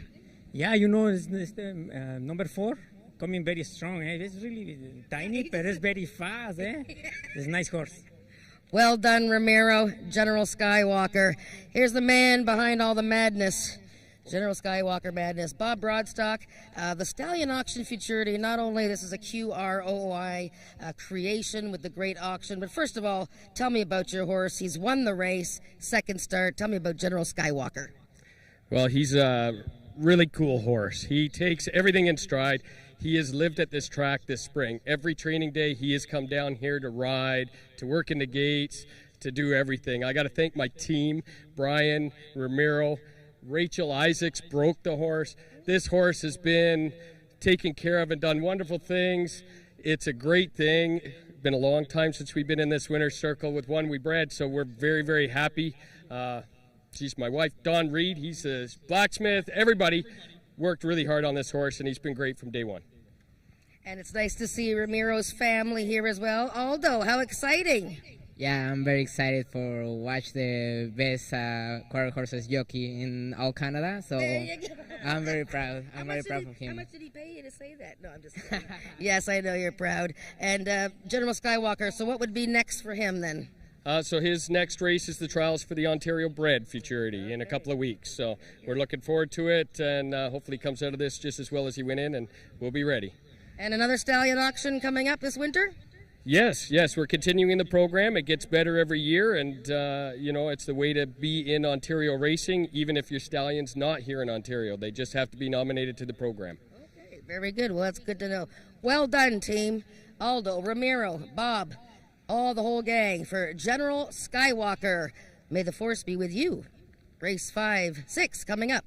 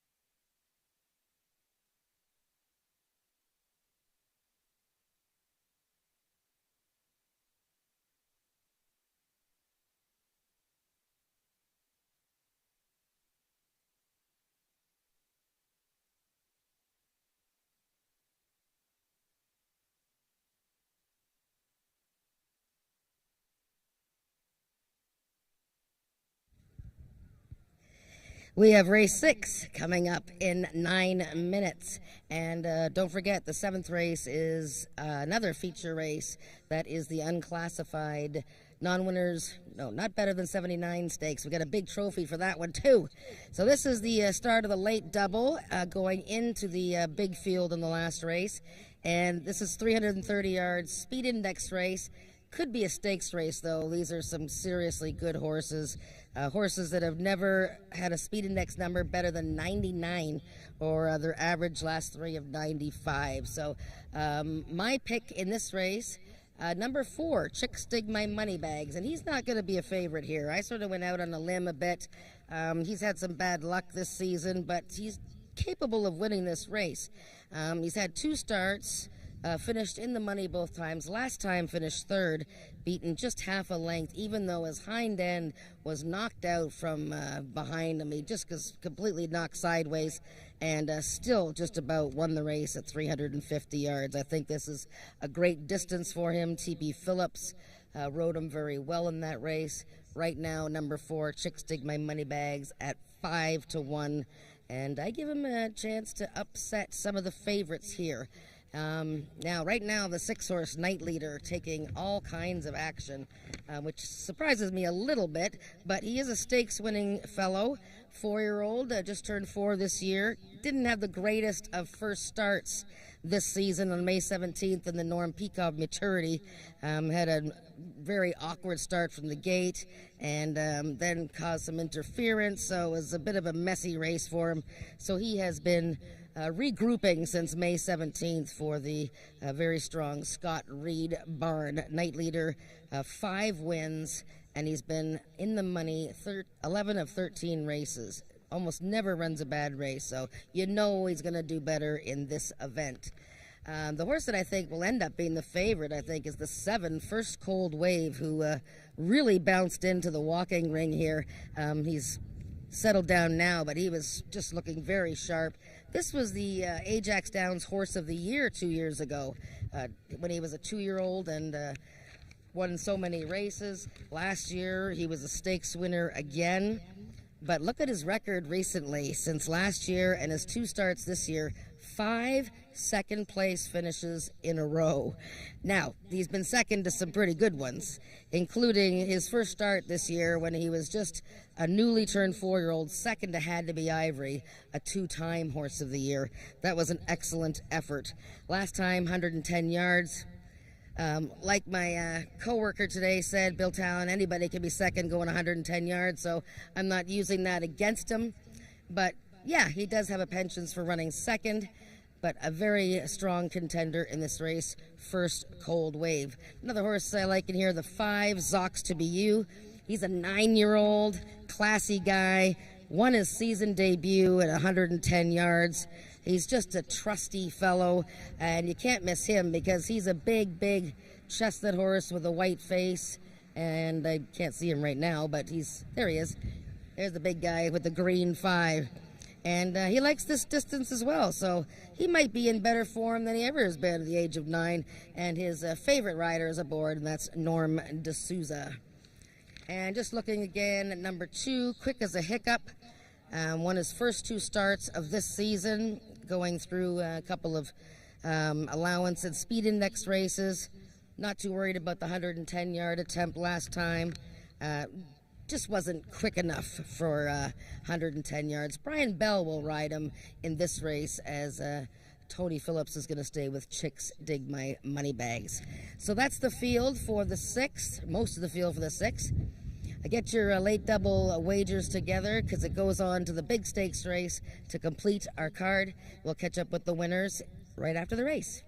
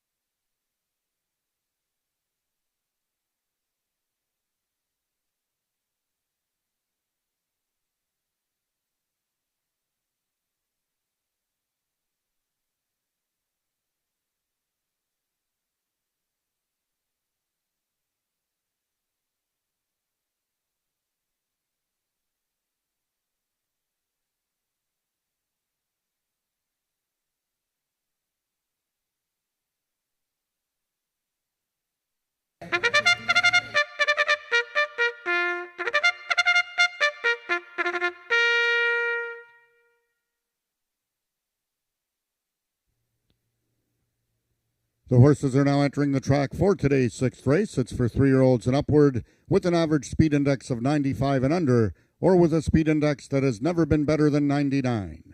Running for a purse of $10,500.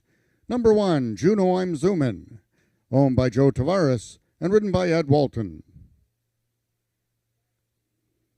Number 2 is Barry Woods' Quick as a Hiccup, the mount to Brian Bell. Number 3, Awana Corona, owned by Debbie Slater and ridden by Cheyenne Kerr. Number 4 is Chicks Dig My Money Bags, owned by Ruth Barber and ridden by Tony Phillips. Number 5 is Zox to Be You, owned by Steve Hunter, Norman D'Souza in the saddle. Number 6 is Night Leader, owned by the partnership of John Wilson and Scott Reed, and ridden by Carly Furlonger. And number 7 is First Cold Wave, owned by Robert Bailey, and ridden by J.B. Botello. That is your field for the sixth race, going a distance of 330 yards.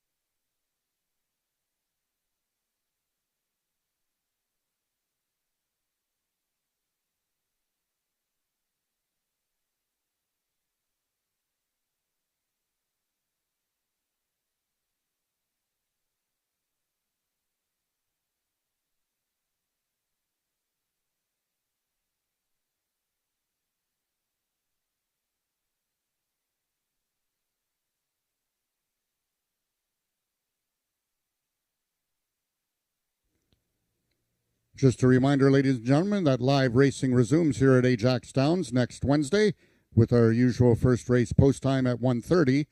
And then the next Sunday will be on July 16th.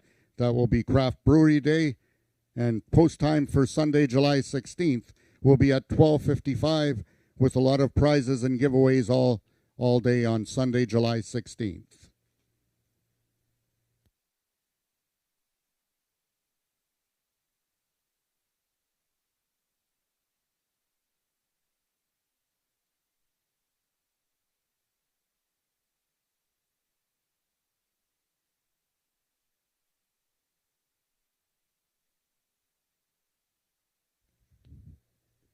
The horses are now approaching the starting gates. They'll be loading shortly.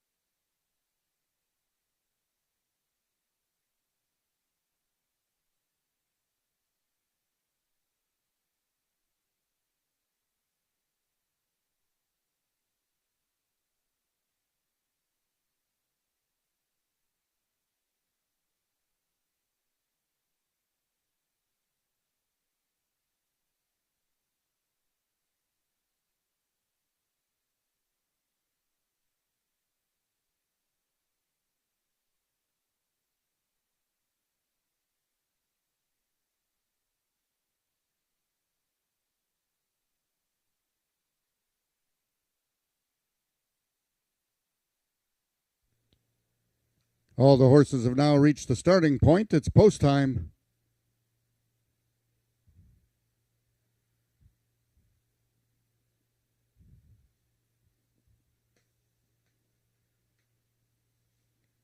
First horse in is number 1, Juno I'm Zoomin'.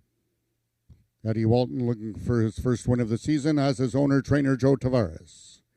Number 2 is Quick as a Hiccup. Brian Bell aboard this afternoon on Quick as a Hiccup, as Tony Phillips is on number 4, Chicks Dig My Money Bags.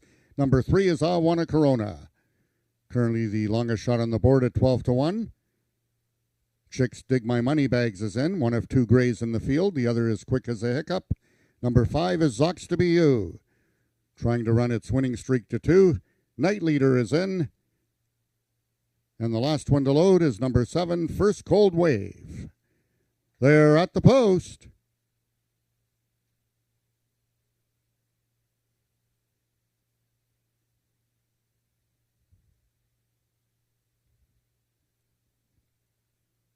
And they're off.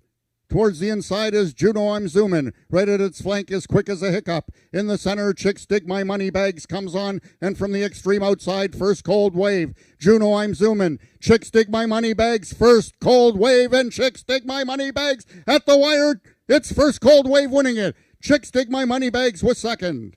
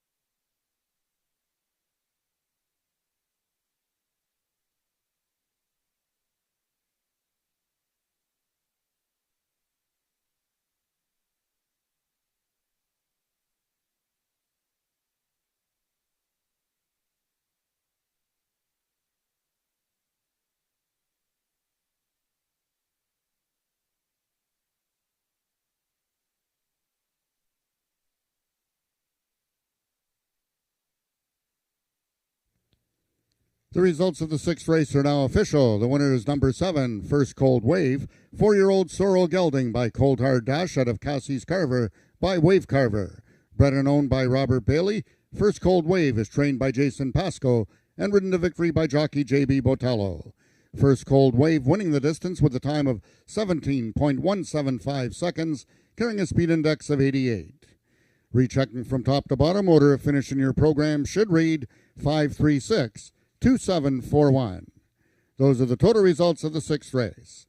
In this upcoming 7th race, scratch the number 6 horse, Making an Effort. And the following overweights, number 3, Aquatica, 4 pounds over. Number 7, Joe Checkers, 1 pound over. Number 8, Hanover Hill Justine, 7 pounds over.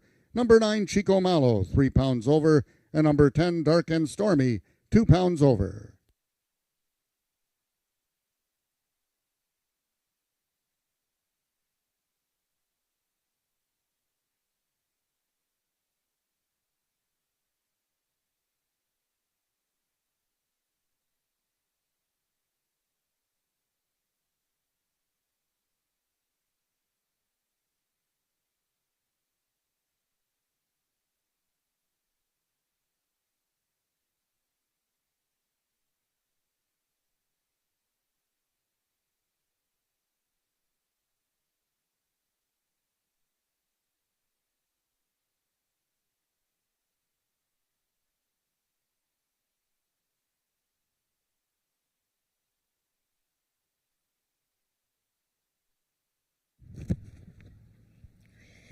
Horse of the Year from a couple years ago, First Cold Wave, snapping out of that second place finish streak he had going on to win powerfully today. Race 6 for owner Robert Bailey, trainer Jason Pasco, and Robert Bailey bred this gelding, by Cold Hard Dash.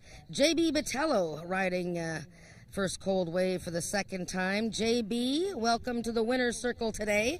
You're in the mix for leading rider. Tell me about First Cold Wave. You rode him at 110 yards last time, but this was a better distance for him, wasn't it? Oh yes, more distance. So this horse I like it more far. So the last time is 110. So it's run good the last time, and today it's good. Nice horse. Yes, he is a very nice horse. That was his 7th win in 18 starts. Now, JB, you are on Aquatica in the big stake race coming up. She's won 4 races in a row, 3 this year. Now, Crash on Oki made it a little tough last time. She's going to have to be really strong again. Do you think she can do it? You know, it's races. Sometimes you win, sometimes no. So it's races. Something happen. I don't know. It's time race. It's a tough race, but she seems to like to win by a head and neck. Like she likes to race and fight it out. Oh yeah, this is for sure. I like it. Race and more. The horses more close. It's time for go more. Yeah. Well, good luck in the stake race with Aquatica, JB. Congratulations on this win. That's the 9th win for JB Botello this season. And he won on First Cold Wave for Robert Bailey, Jason Pasco. We have the final of the unclassified, never better than 79 stakes coming up. You should see the size of this trophy. 14 minutes.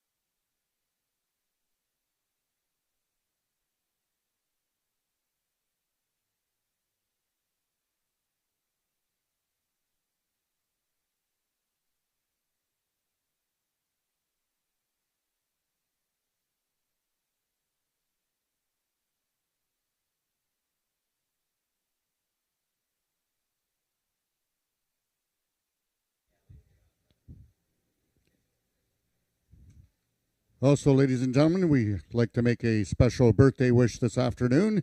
We like to wish Jennifer Morrison a very happy birthday from all of your friends, family, and entire Ajax Down staff. Happy birthday, Jen. And hopefully you connect on your pick 4.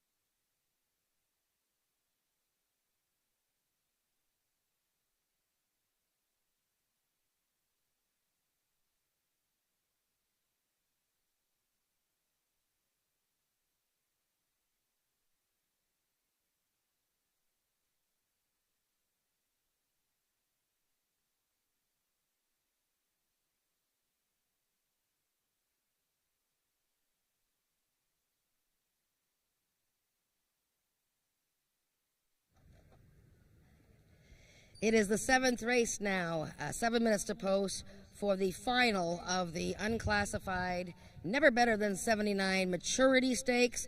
We got a big trophy here to the winner, and the 10 fastest qualifiers advance to this final. We do have one scratch, though, and that is the number 6 horse, Making an Effort. So these are older horses, 3-year-olds and up. Speed index that has never been better than 79 when they were nominated to this race. So since then, we've had the 2 trials, and the 2 trial winners are in here. So far, neither one of the trial winners are the favorite. So let's start with the number 3 horse for now. That's the first trial winner, Aquatica. She has won 4 races in succession, 3 of them this year. She's trained by Jason Pascoe. She's owned by Jason Pascoe, ridden by J.B. Botello. Now, in her trial race, she broke on top again like she's been doing pretty much every start this year.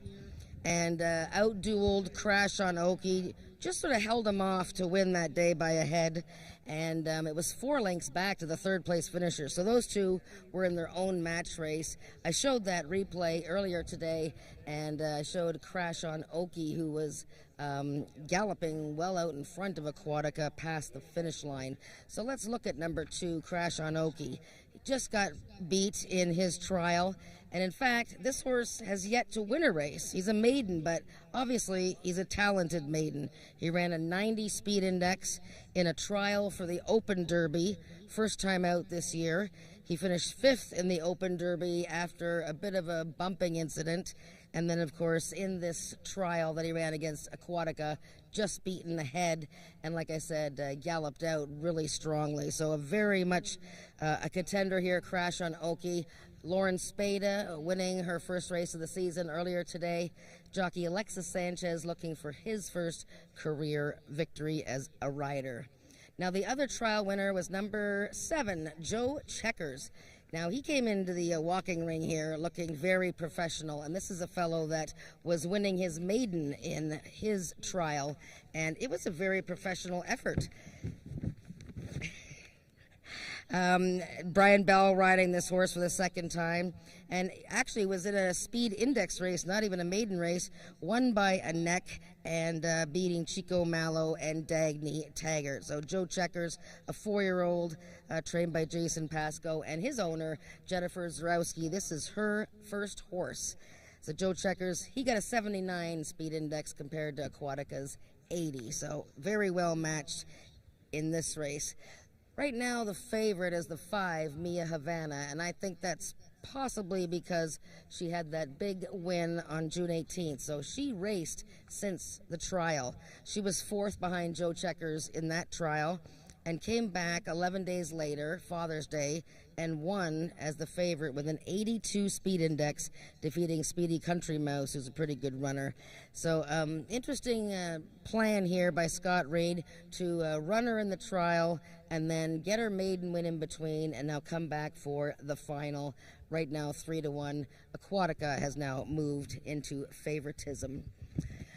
Number 1, I mentioned, Dagny Taggart, Bob Broadstock going for his second stakes win of the day. And this is also a maiden horse. This is a filly who has shown promise, ran much better in the trial that was won by Joe Checkers. Incredibly, though, she's run 3 times at Ajax, or twice, and this is her 3rd start, all races from the rail posts. Not always the best place because you have so many horses on your outside. It can be intimidating at times.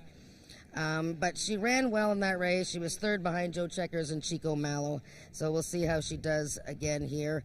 Again, Ramiro Castillo riding for Bob Broadstock. And we'll just look at one more here. Let's look at Chico Mallow, number 9 from the Red Hot Bogar stable. This is another fellow who is a maiden, just like the outside horse from the Spada barn, Dark and Stormy. The Chico Mallow flying in his last start. He also raced on June 18th. Got beat in a 110-yard gridiron maiden race. Before that, he was 2nd, beating the neck to Joe Checkers. So he fits in here as well. Diego Benitez riding for the Bogar stable. So lots to choose from here. Aquatica is going to be the favorite. She's won 4 straight, but it's not an easy race, as J.B. Botello told us after winning the previous race here. We'll check on them as they come onto the track, get a little bit of a look at them, and that'll be in a couple of minutes.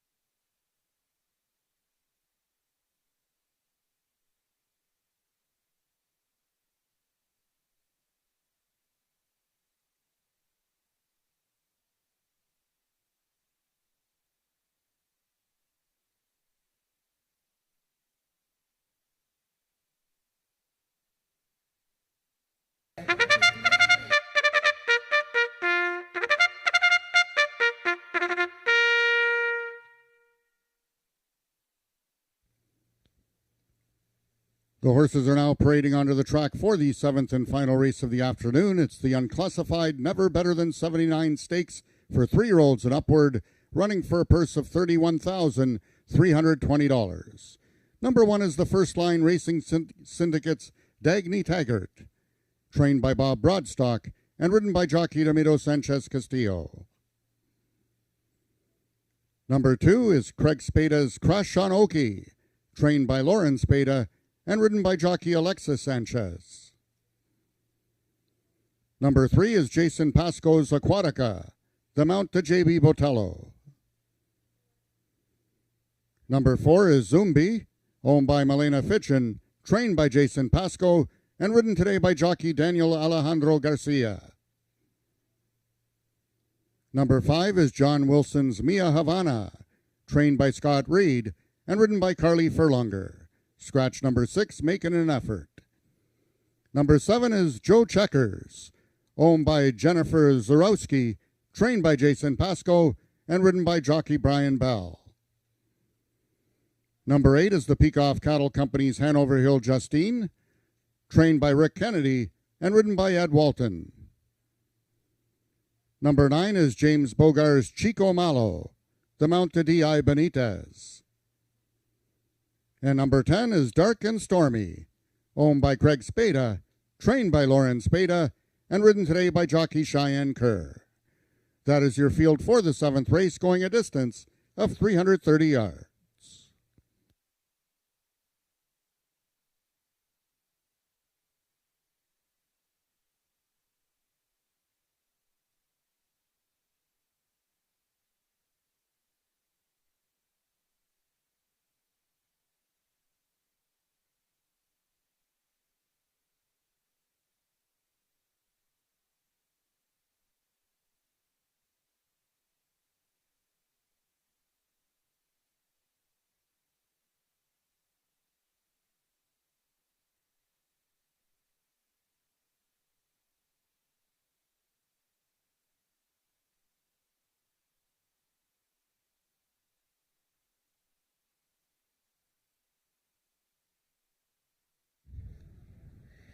The horses are getting ready to go into the gate for the first running of the unclassified maturity here. And this race is for horses that are not quite the top of the rung, you know, the big stakes horses. So it's a very nice race for horses who are, you know, good, but just can't run for the big races.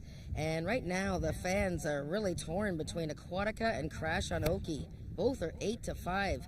Both made great appearances warming up here. In fact, they all look good. I mean, these are nice horses, but very interesting to see who will end up being the favorite. Another horse I thought made a great appearance, Joe Checkers. Really looks like he's coming around to be a nice horse. And the one horse, Dagny Taggart, looked very strong warming up here. Looks like she has business on her mind. So good luck with your picks, race 7, and we'll interview the winners right after the race.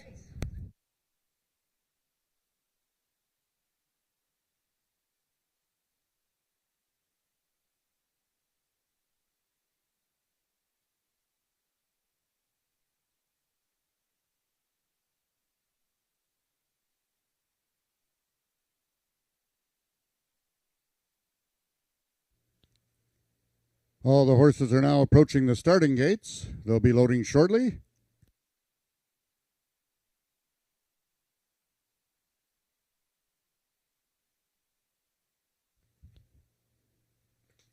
We only have 3 riders in contention for the Free Frosty giveaway this afternoon. That's board number 1. Dagny Taggart is Ramiro Sanchez Castillo, looking for his second win of the afternoon. Jockey J.B. Botello, aboard number 3, Aquatica, also looking for his second win.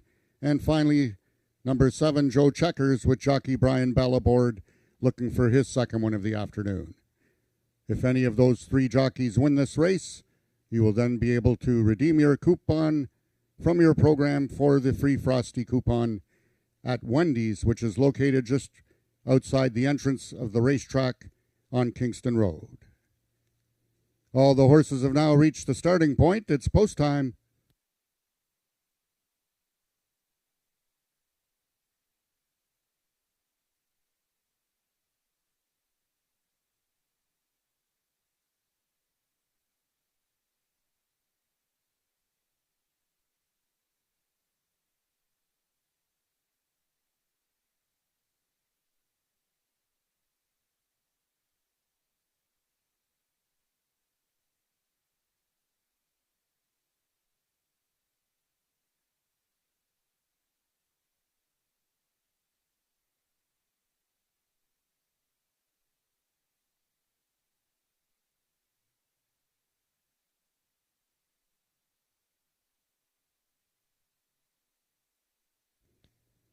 The horses are now entering the starting gates. First one in is number 1, Dagny Taggart, trying to give jockey Ramiro Sanchez Castillo and Bob Broadstock both stakes victories on this afternoon's card.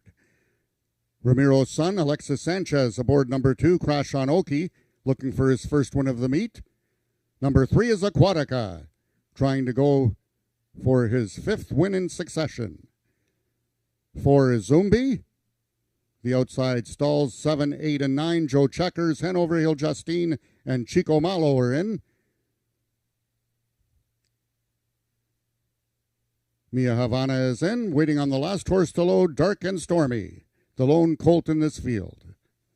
They're at the post, and they're off. Lunging at the start was Aquatica. Towards the inside is Crash on Oki, and is the one to catch. Mia Havana. Game along the rail is Dagny Taggart. Crash on Oki. Alex Sanchez is all over this one, trying to get him home. Here's some late run from the outside, and it looks like it's going to be Chico Malo winning the unclassified, never better than 79.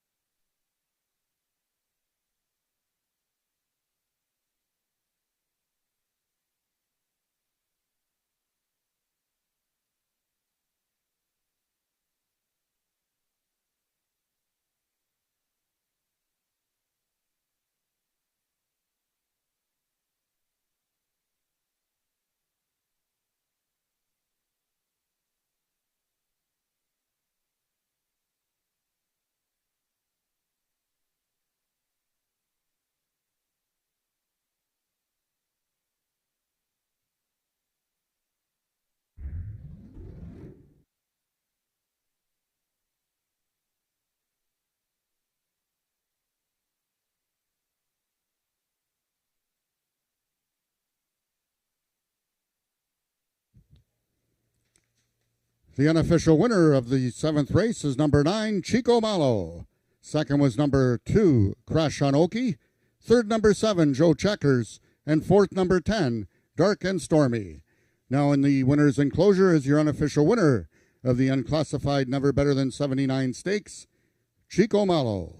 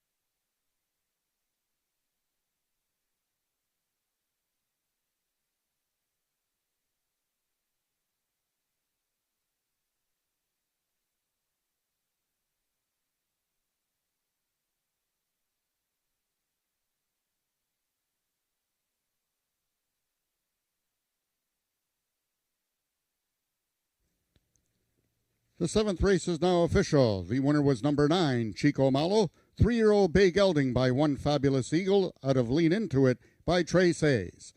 Bred, owned, and trained by James Bogar, Chico Malo was ridden to victory by jockey D.I. Benitez. Chico Malo winning the distance with a time of 17.177 seconds, carrying a speed index of 88. Rechecking from top to bottom, order of finish in your program should read 526. 87 Stuart Scratch 3914. Those are the total results of the 7th race. Ladies and gentlemen, that concludes our day of live racing here at Ajax Downs until next Wednesday with first race post time at 1:30. Until then, this is Frank Ferrari wishing everyone a safe drive home. We now take it down to Jennifer Morrison with the winning connections of Chico Malo, James Bogar.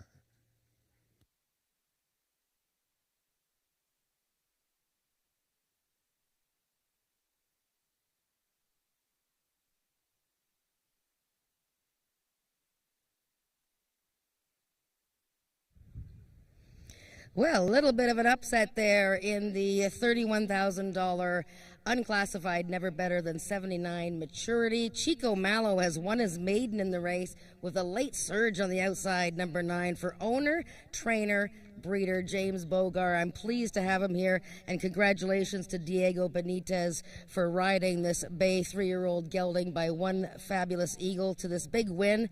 James, first let's talk about the race. Chico Malo, 3 starts this year. The breeding is there. His mother Lean Into It. We know all about her. He'd been getting close. What did you think of his trial run, and what did you think of his chances today? I thought his trial run was strong, and today I was expecting that he had a good chance of winning. Well, the post position, would that be helping him, the 9 post, rather than, say, like the rail? I'd rather be on the outside than on the rail, for sure. Now, you started training your own horses this year. Now, we know that you always bring your horses over anyways, but you run your own big company, Cameron, what is it? Cameron Steele and Lindsay. That's Cameron Steele, but now you're running all your own horses, and now you're training them. What made you decide to become your own trainer? Well, I'd like to have things that all under my control. And hats off to Nicole. She's the assistant trainer. She really does all the work. And we, we discuss everything and we agree upon the way forward, and that's what we do. And, of course, Father's Day, when your daughter was here and Tina, your wife, was here, you won 4 races. That must have been a thrill.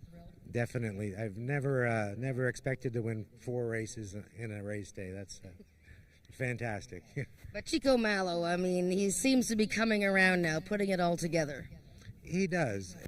And there's a few other horses in the barn in the same kind of situation where they're coming around. We take it slow, maybe a little bit too slow, and hopefully they can race for a long time.